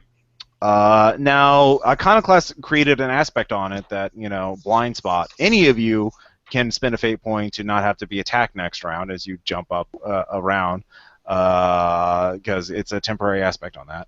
But Iconoclast, you could also spend your action to figure out another weakness on it, like put another aspect on it, or just try and figure out how to disable it, or something like that. So I'll just, again, go from left to right. So Iconoclast, what is your action? Or you could get outside of its range. Like there's parts of the elevator where you go where you can't be shot at all. But of course, you're just cornered down here. You kind of need to deal with it one way or the other. Yeah, I don't really have any move skills or anything like that. So Yeah. And I'm not really great. I'm not great at dodging or taking damage. I think I'll disable these gun turrets. However, the skill says that it takes time. Yeah, but you can create aspects on it. So you could be like, you've created a blind spot. You could make weak spot. Oh, shoot the red spot for massive damage. I'll do that. Yeah. And I get a 4. All right, with a 4, yeah, you can declare weak spot that anyone can safely damage it with a ranged attack or any attack by hitting it right there, and that means it'll still be intact. It'll just take it out in one hit if you actually manage to hit it. So that's your action to figure that out. The next person can invoke it for free. Who wants to? Aim for the pintle! Aim for the pintle! Yeah, basically. So Daniel, you get an action. Do you have a ranged attack? No, I do not. I'm purely a melee build, unfortunately. Okay. Well, you could run up in point blank range. You will take an attack. Well, actually, no. You have super speed, so you could do it this round. Right. Does that still last from since it's based off charges? Does that still last from other turns? How many charges do you have left on it? 1 more. Okay, so you could use your charge to get up there and make a melee attack. That works for me. All right, so give me a build for combat. Okay. Wow. Okay, I get 1. 1. Okay. But you invoke. Fudge hate me. Yeah. You punch the pintle though. And that sounds dirtier than it should be. Machine action here, people. That will disable it. You managed to disable the laser Gatling thanks to teamwork and using that. And in fact, the Gatling weapons are mostly intact, so they can be looted. Yay! Fine. So, yes. To my shoulder. So you look down. They're just guarding a single corridor that opens up to a room, a darkened room, about 200 feet ahead. This is a very minimalist base design. So it is build-a-base technology, so you realize there's probably a nuclear reactor / battery somewhere nearby keeping this thing running. But yeah, there's just leading into a darkened room. You can't. You have to make skill checks to figure out more stuff out. So who is going to be doing? Well, actually, so Steve, yeah, you haven't acted yet, so you can act now. What are you going to do?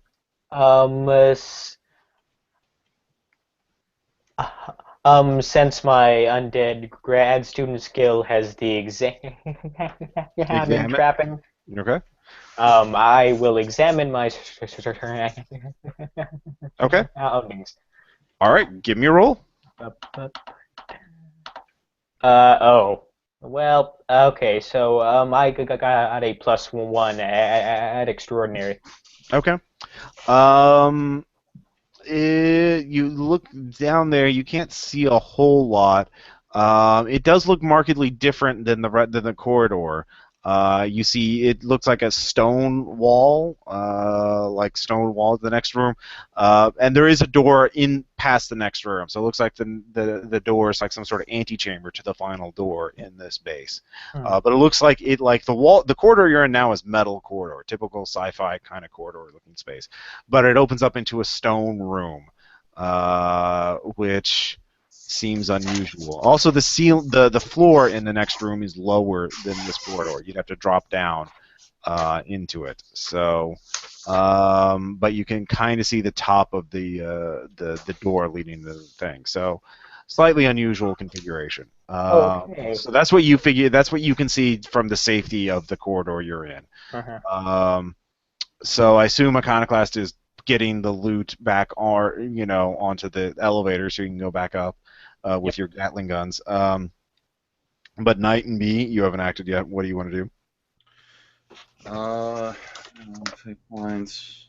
The room's dark, right? Can't really. The metal corridor is actually lit up with the red emergency lights, but the stone room is dark. You can barely see anything in it except that it's like the mummy had to make a check to actually see that it was stone wall. Well, if it's dark, I don't want to set off any more traps than what we just did without backup. So, if they still need help, if they still need help with the Gatling guns, helping with that. Okay, so yeah, with your superhuman strength, or godlike strength, you're able to. These will be very useful. You could put them on a vehicle or put them on a very large robot. This is the kind of stuff that it moves quite well, quite fast in the underground. Okay, Knight, I'm thinking if I put these on your shoulder right here, we can turn you into War Machine, and that'll be awesome. Well, it would need a power source, which would. Yeah, I know. Nice, yeah. The little girl talking to her familiar. Oh yeah, that'll. But I was just thinking, better that works here too. So the Saber Antimony, yeah, we've been told that we have the item in beyond that door we have a buyer for, but you seem to know these bases like it's. I'm thinking these ideal guys were pretty crafty. Maybe there was a separate system there. Do you detect any magic or anything? So she's asking you guys as a group. I look at the. You do not detect any magic coming from the next room. You don't have to roll for that. Okay. So it is whatever it is not a magical trap. It's not triggered by a spell or anything like that. Can you use Built for Combat's information to guess what type of trap would be there if they had one? Yeah. What skill are you using? Built for Combat actually has an information trapping in there just for I would allow that. type info. And 0 plus 3 is still 3, so yay. With a 3, you actually, the ideal where I actually got, especially in these vaults, were pretty cunning, and they would have layered and different types of traps. So this was probably, so you've already seen magical, you've seen high tech, and obviously these are all alerting to ideal bases, so they can come in. That would be the ultimate defense. But these were meant to delay or stop intruders or infiltrators long enough so that the ideal could come and clean you up. But this one is probably a mechanical trap. Simple machine, something that can't be hacked, something that can't be counter-magicked. So this is like a Indiana Jones type trap. Is your guess? So dismantle would work, maybe. Well, if you go in the room. Burglary? Yeah, you have that. I do. It's at ordinary level tier, Yes. though, so if anyone has anything better. So I guess the best I could do is stand nearby to shield you if things go bad. But what we could do is we could just send in the behemoth. Well, what I was about to say is, since I have Guile at Ascendant, I could probably convince one of the cosplayers that the less way's safe, ethically. and they can walk right through, and then we can see what the trap is. Any one of us could do that. Really. I'm gonna. Yeah. Except it's We're all us and equally Liv. expendable. As a Right. player, I'm gonna say, how about we send one of the tanks in? But as B, just kind of mouthing the punches. No, they look cool. You can't do that. Look, we're all equally expendable. It's just that meat shields are more so than the rest of us. There's more of them to be expendable. Well, Well, she said before me, this Jill, was- so that means you. If it's a mechanical trap, Knight will. Just have B and It Knight. could just be rocks fall, everyone dies. Yes. Seriously. Just Roof let, could let collapse. me go in. Just let me go in and see what happens. Okay. then we So can is roll away. B and Knight are going in? Yes. Okay. So Just, they. just don't be surprised if you see B come flying in from Yeah. Knight throwing her out of the room. You don't want her to Position be myself crushed. in a good place to catch. So he stomps in. He jumps again. The metal corridor is higher up than the stone room, the floor of the stone room. So you have to jump down. And as soon as you jump down, you activate a pressure plate. Of course. That's the floor. And how? A massive stone door slides shut, cutting off your escape, and acid starts pouring in from the ceiling, filling the room quite quickly. And this is a universal dissolvent type acid, super, super, super strong. So go ahead and give me that resist damage check, as Knight is trying to keep B from being, sprayed with horrific acid. Protect Okay, your battle above I'll do all this. else. Try to pull the door back open. Meanwhile, Okay. outside. Should I feel bad about this? I mean, they could burn down the Yes, town. you should feel bad about this, you asshole. Language. I All right. So first off, It's kind of difficult sometimes. give me a resist damage check. Get 3. 3. Okay. No damage this round, but you do lose any armor with contact with this. There goes my armor 4. Yeah. So it's eating through your armor, and so you can't use that to apply to the next resist damage thing. So everyone gets an action. So I'll have let's see, B and Knight go first. There is the door in front of you, to the thing that seems to be made of some weird metal. B recognizes it as mithril, so that's valuable. So if you punch that, that'll ruin its value. I have strike unusual, so could I cut it out? You could cut out. You could also be damaging the artifact that you're doing in there. You need to get rid of this acid too. Okay, so the acid is pouring out from the top of the ceiling, correct? Yes. Could I leap up there and... disable one of those things? Yes. There's one in each corner. There's basically a little gargoyle face that's puking acid. Nice. Because Cerulean had style when he built his death traps. We appreciate it. Yeah. Yeah. You could disable it. What I could do is I could use my use my fate point and just try and use a magic disable to break the acid from pouring out. You could use telekinesis. Back in the thing, you can hear the pouring of that and the hissing. So pretty much everyone there figures out. The chosen one says, "Oh, if you get the door open, if I get a line of sight, I could just telekinetically lift the acid out of here." So, I'm going to try to lift it, but Okay. I'm an extraordinary tier Well, here, so let's I see have where a this question. goes. hold on. So If you first could off, telekinetically lift it away, could Yeah. you telekinetically bottle it in a glass tube. Universal solvent is hard to get. Well, some of it, sure, but I mean, it's kind of hard for me to focus all that. Oh, this is my first test. Is this the person whose death is going to motivate me to greater heroism? Oh no! I'm not dying just yet, you jerk! Anyway. Yeah, let's focus on opening the door. All right. So first off, it'll take you your full action to do this, so it won't take effect next run. So you will have to take a check next turn. But anyway, give me that sorcery check to try and hold the acid. You can actually cast an acid resistance spell. Which will also be melted away, but it'll grant you more time. Here's a question. You yeah. said the artifact is in this room, correct? No, it's past the mithril door. Oh, okay. Okay. Yeah. Yeah. I will cast acid resistance. Okay, so give me a sorcery check. Oh, sweet! I get +2. I get a 4. All right, so you're casting that, so that'll go after the next time the acid will tick for damage. Okay. So on the other side, let's see here. Daniel, you want to try lifting the door? Yeah. All right, give me a build for combat. Pretty Soldier will be helping you. All right. Power. Well, the roll is 0, but that adds to a +3, extraordinary, Okay. which is 1,000 pounds. Okay. You're lifting it very slowly. You got to inch it, but then Pretty Soldier comes in there and starts. You realize it is much stronger. The power armor is much stronger. Use it, and she says, don't worry, little man. Truck man. I help. I help good. Pretty Soldier, help now. If that happens, I really should have spent more of that refresh on tears.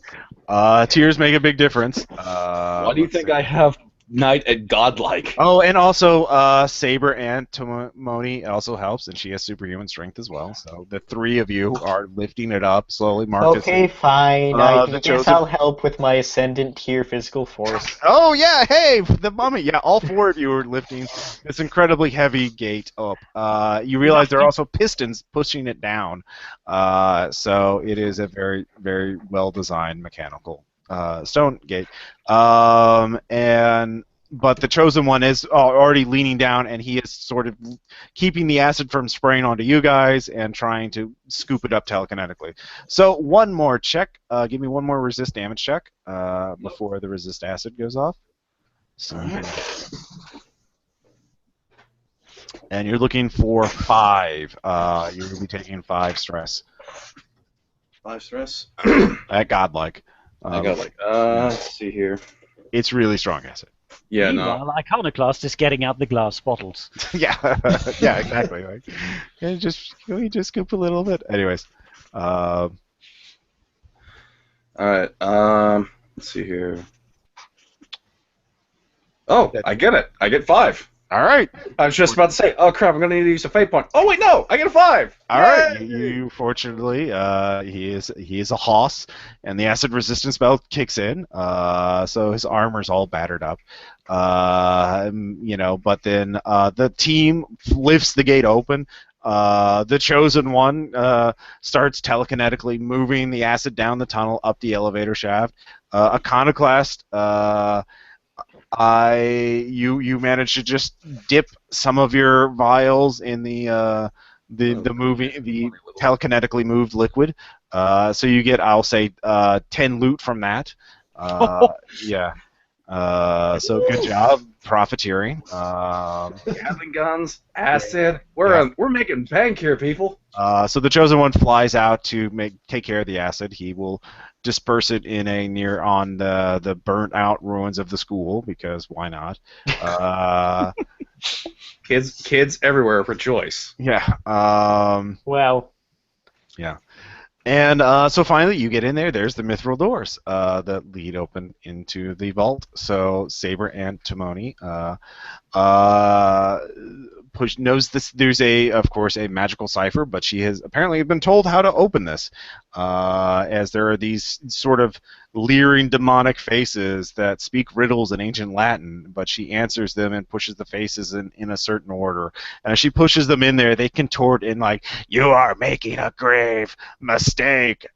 The world shall fall into chaos. Look into your soul to know that this is wrong. No, do not." And she's just like, "I don't care. Let me finish pushing." Should we be concerned? Yeah. So the mithril doors open. He sounds like so, my faculty advisor. Beholder McJones. And it reveals, just floating in a void, is a mask, kind of a white, leering, demonic sort of mask, very just sort of a caricature of a human face, kind of grinning and leering, very white. And she says, good, we need to get up to the surface." She pulls out a case. Yeah. Just out of curiosity, because I don't know really. What is that? It's a mask of chaos. Don't worry, Decker's going to pay me off for it. I remember I'm not the best student currently, but Mask of Chaos, Mummy Man, what's that again? Right. Check. Uh-huh. I'm beginning to fear hexadecimal. Wow. That's a plus 3, so that is a plus 7 at extraordinary.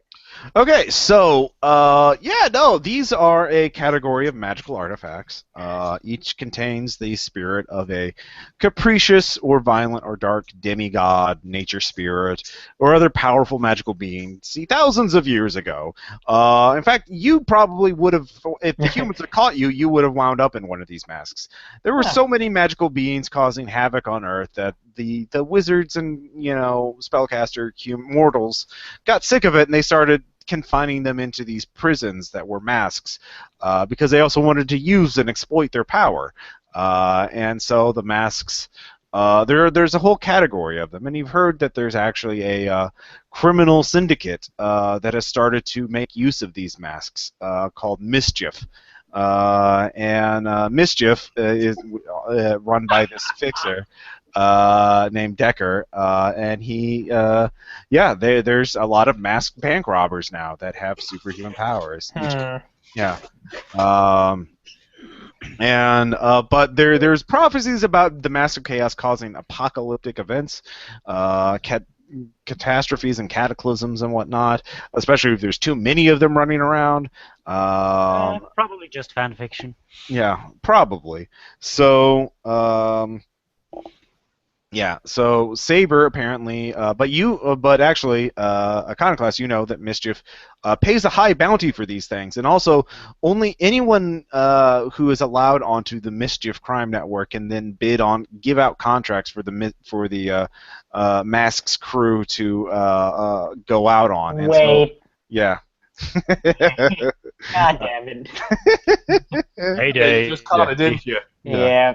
I've never played. You've been waiting to Payday. use This is this, all haven't the you? internet giving me the clues I need. Yeah, this is a stretch actually goal lost. for Boiling Point, by the way. There Alright. will be a Yeah. Mask of Chaos supplement. Yeah. So she obviously made a deal where she become a contractor for the Mischief Network and hire the Mask's crew, and get access to stolen guns and money and all this other stuff that she would need if she gives them one of the masks. And of course. So she puts in a case. She's like, let's just get to the surface. Decker wants to pick it up now. The mithril. Let's What? forget the mithril. Well, you can deal with the mithril. I mean, I don't know how you're gonna get that out. Oh, well, okay. All right, never mind. Grab the door. Yeah. Pick the doors up and just walk out. So you carry them out. The face is just shouting, no, this is a terrible mistake. So you get up the elevator. Yeah, that's right. The faces are part of it. Hey, I've never seen this section of the building before. Oh, hey, look at that. Yeah, they're just They're just very upset. This was their whole purpose. And then when you get there, there's a van with 4 armed guys all wearing masks. You got the mask, you got the goods? And she says yes. All right, they throw her a duffel bag, presumably stuffed with cash. And at this point, where a voice comes out of nowhere, they're wearing a wire. uh, yeah, no, we have ECMs running. It's fine. Saber is quite pleased with this. Apparently, she can now hire out the Mischief crew as muscle if she needs help fighting, her war. But you can now. She says, "All right. So, what do you want to know about the darkness that dwells?" Well, it's not really for us. It's this guy in California. Don't tell them about our employer. Too late. Well, no, that was the whole point. The employer wanted to meet her. And, Oh, okay. Well, yeah. For all Yeah. we know, Never the mind. employer is a member of the darkness. that's also possible. Oh, yeah. No, that's possibly true. So this is We're not telling her that, of course. For all we know, he's a guy of darkness. We don't know. Oh my God. So you could ask her if you want to find out any information. She tells you that. Well, yeah. Do you want to know anything about the darkness or about her story that you Well, have? sure, you can tell us on the way. I do want to know how she made it through Ragnarok or what she was doing. No, she already did. Well, I told her. Well, she tells more of the story. Okay, Because yeah, she sure. says Fair enough. the reason we're child soldiers. We're not, that it's intoxicating. You have this power. You're doing good. You have a team that you would die for. You love them and they love you, but you see the darkness when it leaves a host. The people usually die or they're just broken wrecks afterwards. I don't know how many people I've killed or whether they were really people. And after 4 years of it, at first I was a new person. I didn't realize that the veterans, the average lifespan of a Elemental Saber was like 5-6 months. Yeah, you were what, like the 51st? Something like that, yeah. And so I quit and I moved out. They tried to get me back in, but I told them no. And I moved to America to get rid of them. And I buried my talisman and wands and tried to move on with my life. But when Ragnarok happened, I dug it up and saw that it still worked. And then the darkness came back, and I realized, whatever. I never found out the cause of this. That goddamn. I need to get back to Tokyo. I need to find the fortress. I can get back in there. Out of curiosity, when did you dig up the talisman? When did I get the talisman? No, dig up. When did I do that? It was 2 months after Ragnarok happened. All right. No. Iconoclast is going to mentally recheck when the darkness start reappearing again. 2 months. Yeah, it started. Yeah, she read the first demonic case of possession in California. All She right. dug it. Yeah. So the timeline fits. So she didn't first check. Does my talisman still work? The darkness has appeared again. Yeah.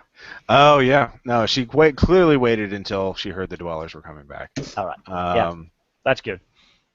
And so I'm not going to go into Tokyo until I have an army at my back and enough. I don't know.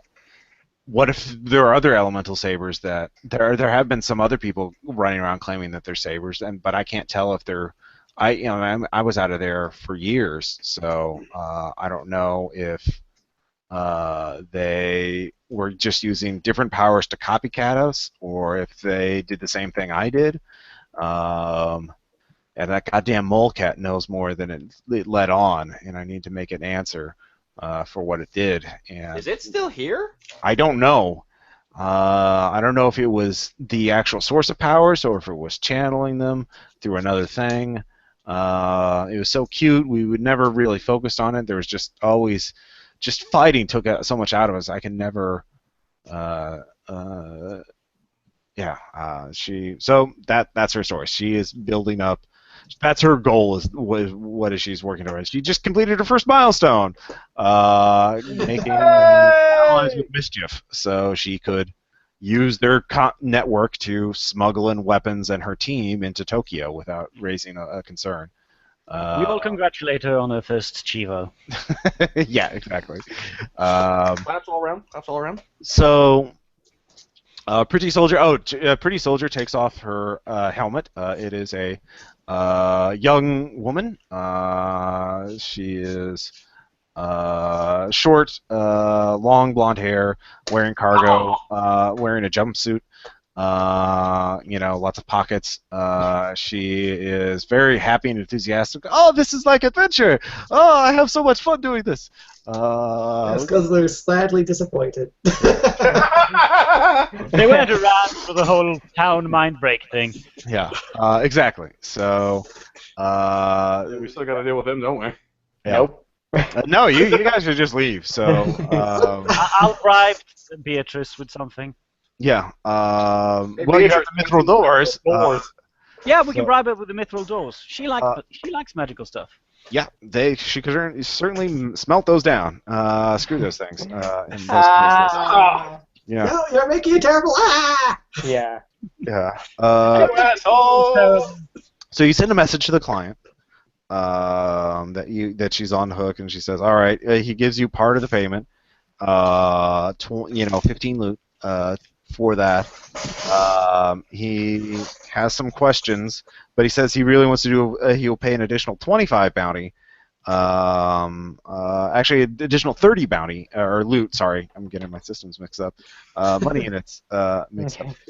30 loot if you take her to this address in California, which you can Google Maps as a big mansion in Beverly Hills, to consult with a case of someone who's been possessed by a host.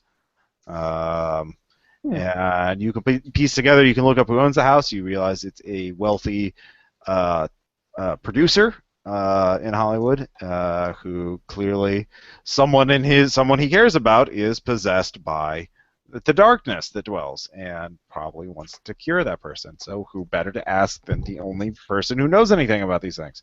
And who knows that you usually don't get out of it. Well, usually she does know. She does mention there are ways to get rid of them, especially if it's a weak host. One of the ways just to beat him near to death, and the trauma will cause it to leave, or some other massive shock to the system, or you could just terrify it. Usually, my weapons are pretty good at doing that. If he's helpless and tied up, it's possible. It'll leave a toll on his system. But you're a sorceress, you might be able to just exorcise it without it. That's happened a few times. We had some mystical allies that did maybe that. said with complete confidence, were in the back of their head. Yeah. Yeah, sure, right. You're not newbies. So in terms of getting, there, you can ask Beatrice for a favor, and she can just open a gate to California. And she'll just take off her that favor as part of the doors. You can work out percentage-wise how much mithril she'll get for that. But yeah, so that's later. Or you could Saber Antimony can ask the Mischief to give her transport in a semi-truck, and you could just ride in leisure for a few days in a truck trailer, all of you.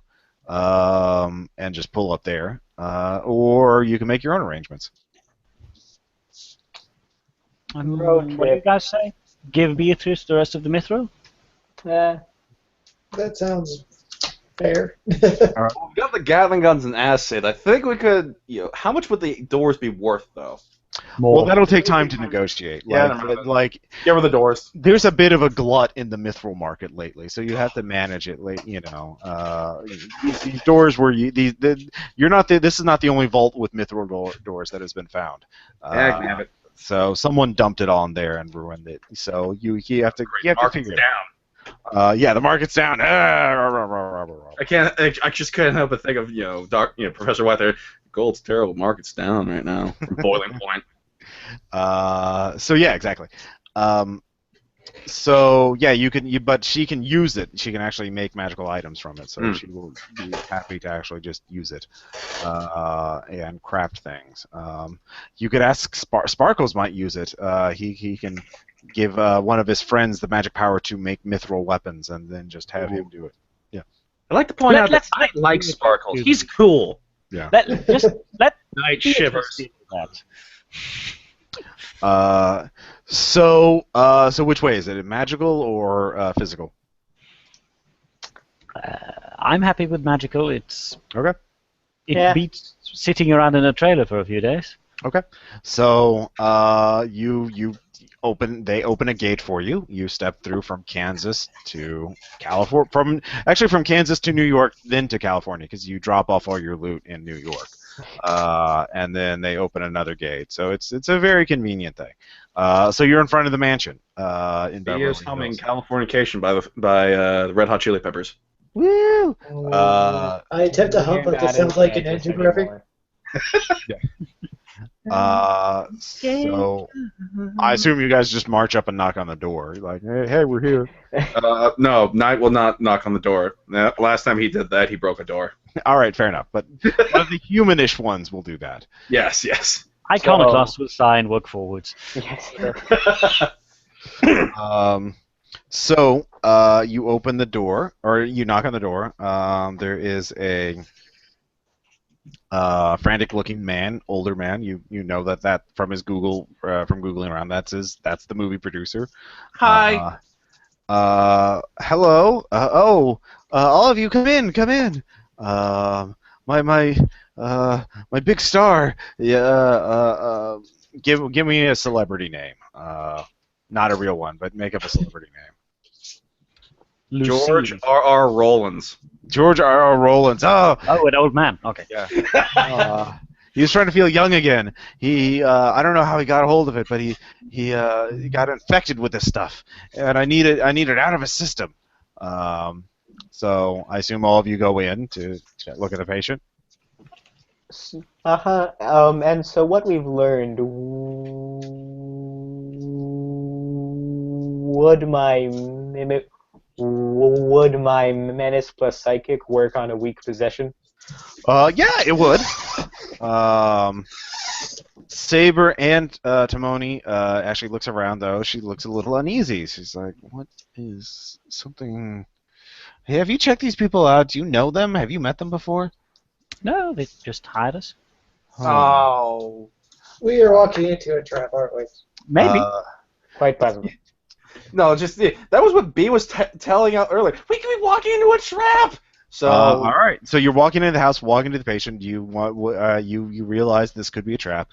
You don't know. Is there anything valuable in the vicinity that looks good to pinch? We're in a mansion. There's all kinds of stuff. What do you want to pinch? I'm just saying for later on, if this does turn out to be a trap and we survive, sure. We're morally obligated to steal everything we can.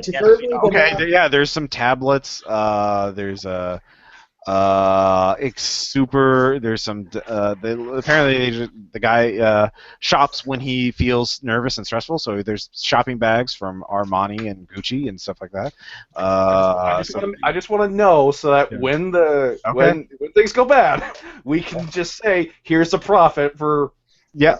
All right. Fair enough. All right. So you're just looking for loot. Lessons from Red Market. Always make sure you get a profit. One at a time. Daniel, what were you saying? Sorry, I want to firmly but not painfully hold our host by the shoulder, make sure he goes with us and does not leave while we're stuck in here. Okay, so he's following. He's leading you to the patient. Cool. Let's see here. Steve, the undead grad student, are you doing anything? I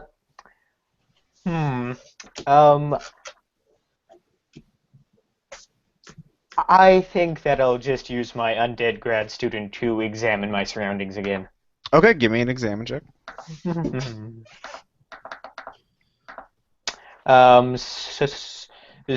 So that would be a +5 at extraordinary. Okay, you actually see you're walking to the bedroom and you see George R.R. Reynolds on the bed. He is tied up or handcuffed to the bed. That is a hell of a sentence. Yeah, he is. And he is clearly possessed by the darkness, a very weak host. And Okay, someone call up Constantine. Hold on. I'm not done describing things. Because you also notice something unusual. Under the bed, there is sort of a canvas strap, like to a bag, sticking out from the bed. It was clearly meant to be there. And you also smell a faint chemical odor that you recognize as being the scent of plastic explosives. So that is what you realize as you step into the room, with the Saber Antimony right behind you. Iconoclast, you're behind both of them. What are you doing? You don't know this yet, but you can make a check to figure this out if you want. Let's see here. I would allow implanted memories of a super genius, because you could certainly smell that. Let's see. I'm just double checking if any of my aspects can be used to add to this or re-roll in case I need it, because I think I need it. Well, never mind. 7. All right. No. Oh, you've done this before, but no. I have initiative mental. You didn't do this, but Pangloss did this. Oh, jeez, this again. Yeah, it's a legitimate possession. Like, it's something the hero would definitely want to do. It's an obvious threat there, the whole supernatural person. But the other person is also possessed, very subtly so. His powers are basically don't look like a possessed person. So he's sort of like a sleeper agent of the darkness that dwells, you guess. And he's clearly subtle enough that Saber Antimony doesn't recognize him. But she was a combat frontline trooper, so she probably wouldn't be dealing with infiltrators and that kind of thing. But the whole thing was to lure them in there and then just blow it all up. You think it's one type of threat, but it's a total another type of threat. And they're obviously willing to kill themselves to take out Saber. So I'm guessing. Yeah, so I'm you're director has. So yeah, Steve, you're in front of it. You're walking in the room. Saber is behind you, and behind Saber is Iconoclast. The other characters are in the room already. Okay. So you each get one action. Iconoclast goes first because she has initiative mental, so she can think really fast. That's Freemantier. That doesn't help me if I leap to an assumption. But I'm going to leap to an assumption anyway, and just dot the guard, the director, full of tranquilizer fluid, because I'm assuming he has the trigger to the bomb. Yeah, you can start drawing your weapon, and that will come down to an initiative. It's too hard to hit him considering I'm holding him. He is, but you don't know how it triggers, and you don't know. Well, you don't know. You're assuming he has the trigger and not the patient. So that's your action. You start drawing your pistol. Everything's going in slow-mo. So, Steve. I do have spray, so I could get the patient too. Really.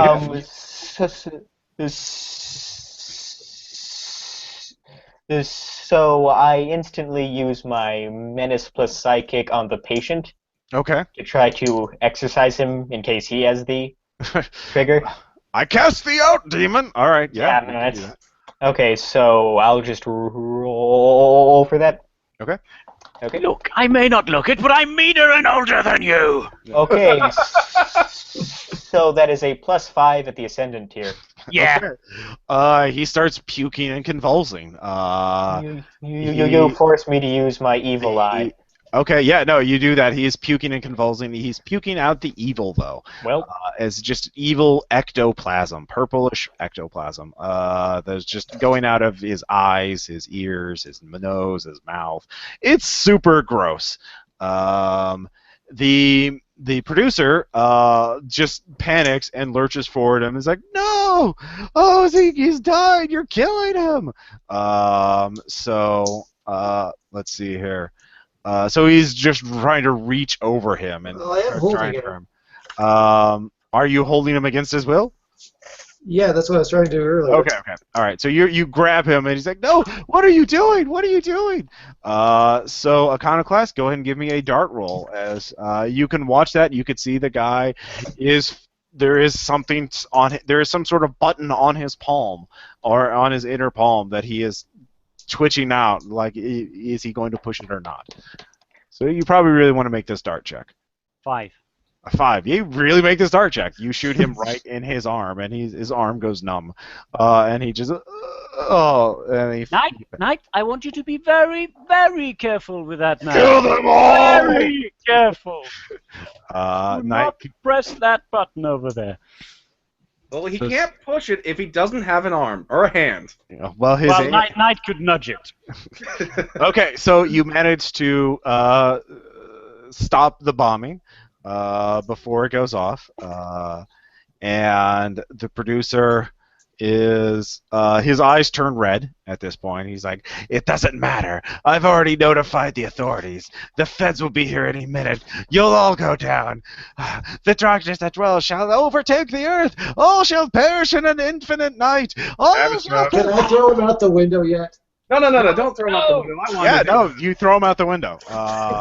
He was our evidence. Daniel, can I say this?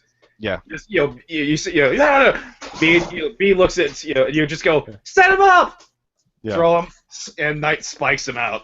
Okay, yeah.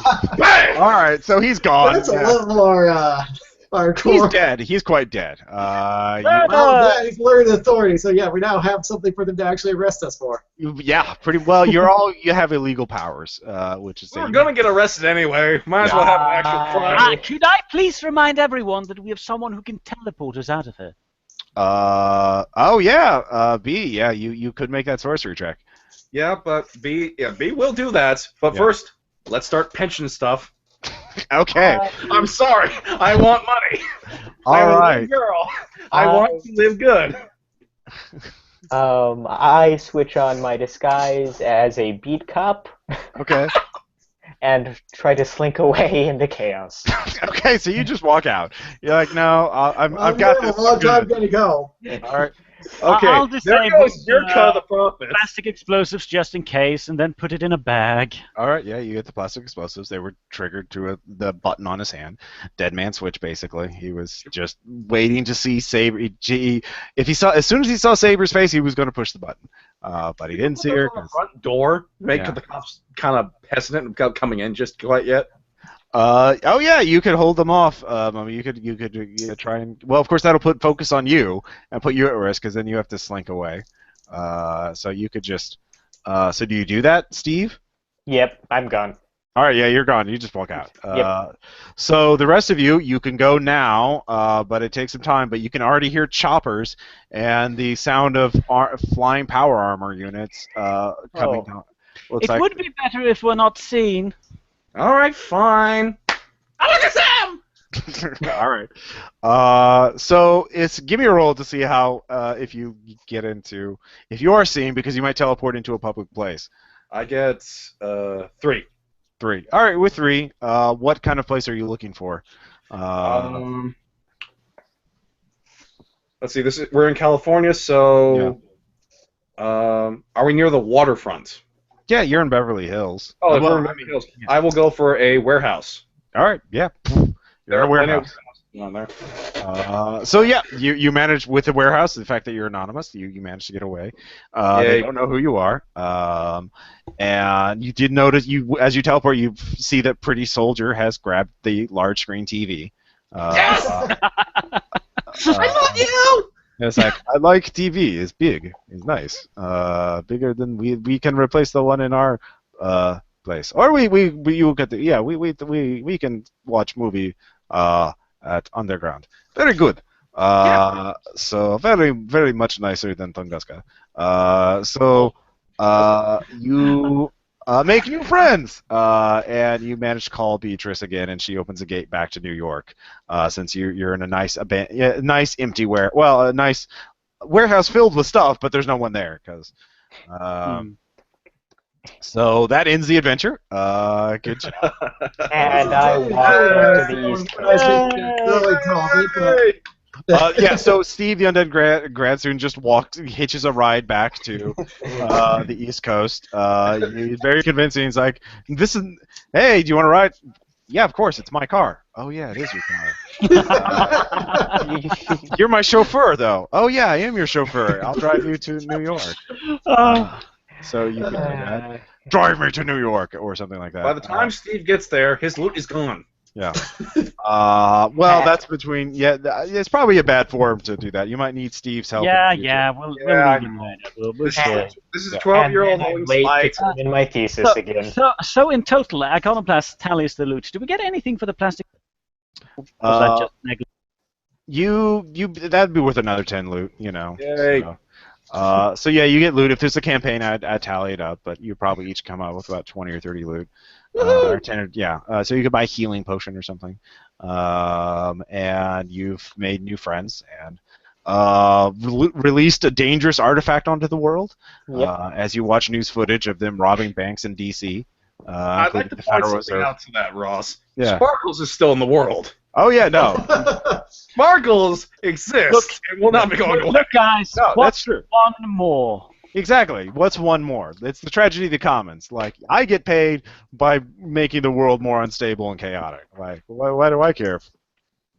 The world could take a little more. In the long run, she might actually get that damn mole cat. Exactly. Removing that from the world would be a favor. Here's the thing. I get paid to make the world go, bang, but I also get paid to clean it up, so... Yeah, it's a good business to be in. So question, comment, suggestions? You guys like this adventure? Yeah. Pretty good. I wasn't well built for most of it. That's more of my fault. Yeah. I mean, there are some things like online games and stuff like that. And also learning what works for a character and what doesn't. I still like my character concept though, but next time I play Guzzler, I think it's gonna be significant tweaks. Yeah. Now you know. So yeah, sorry, Mike. No, that's why I spent a lot of time designing Knight. It's just he's the best melee fighter I have out of a group of 4. It's just don't ask him to be subtle. Right. Every character, like it's any superhero game that's any good, like you have, it's a rock paper scissors thing. So if it was like go infiltrate this ninja fortress with super alert guards or the mob or something like that, he would not be so useful. But it's like go punch monster in face. He's like, hey. Yeah, that's why he's got B who can use magic. Right. But she's not. She's a trainee. She's got some good stuff, but she doesn't have it all. Well, yeah, it's a jack of all trades kind of thing. A jack of all trades, master of none. So that's why I made sure to put her at a low skill while he's he's there to cover her back when things go bad. Right. I really liked all your character concepts too. Steve was cool, and thank you. And you especially liked Iconoclast. Yeah. Iconoclast, I like. I mean, I made the 3 pre-gen characters, or all the hero pre-gen characters, sort of, specialize in a field. So the super scientist, the straight up vigilante, and then the social, character, which is Beatrice. Which is what Faust played in those Wild Hunt AP. So, and then obviously I'm trying out new material and the Mask of Chaos and all that stuff, so I'll expand on Mischief and all that junk in the future. Woo. I'm looking forward to that. Like, the idea is that Mischief is going to have a tiered thing, so only the top members actually have real Masks of Chaos. So sometimes they just give guys cheap super soldier drugs and give them normal masks. So the cops never know who they're facing or what kind of powers they'll have. Yeah. So it's kind of a shell game. So, but you can just use the resources skill to hire Mischief to do a thing. So you could hire, everyone can have temporary minions, have armed dudes with machine guns and masks show up to just distract your foes. So that's something, in the future that I need to get working on. Well, I've started on it, but I need to finish it. But I need to release it. 1,000 projects. Yeah, basically, I am overworked and underpaid. No. But I'm glad you guys all. As much as we can, Ross. I know. I'm being me, a horrible monster. I bought your book. I bought Space Raiders. I have bought 6 books. I know. I know. Again, me being a horrible monster. And I thank you. Thank you so much. But we'll end this recording here, and I'll eventually post this MP3 of this to the Patreon so other people can listen to it. So talk to you guys later. Bye-bye. Bye.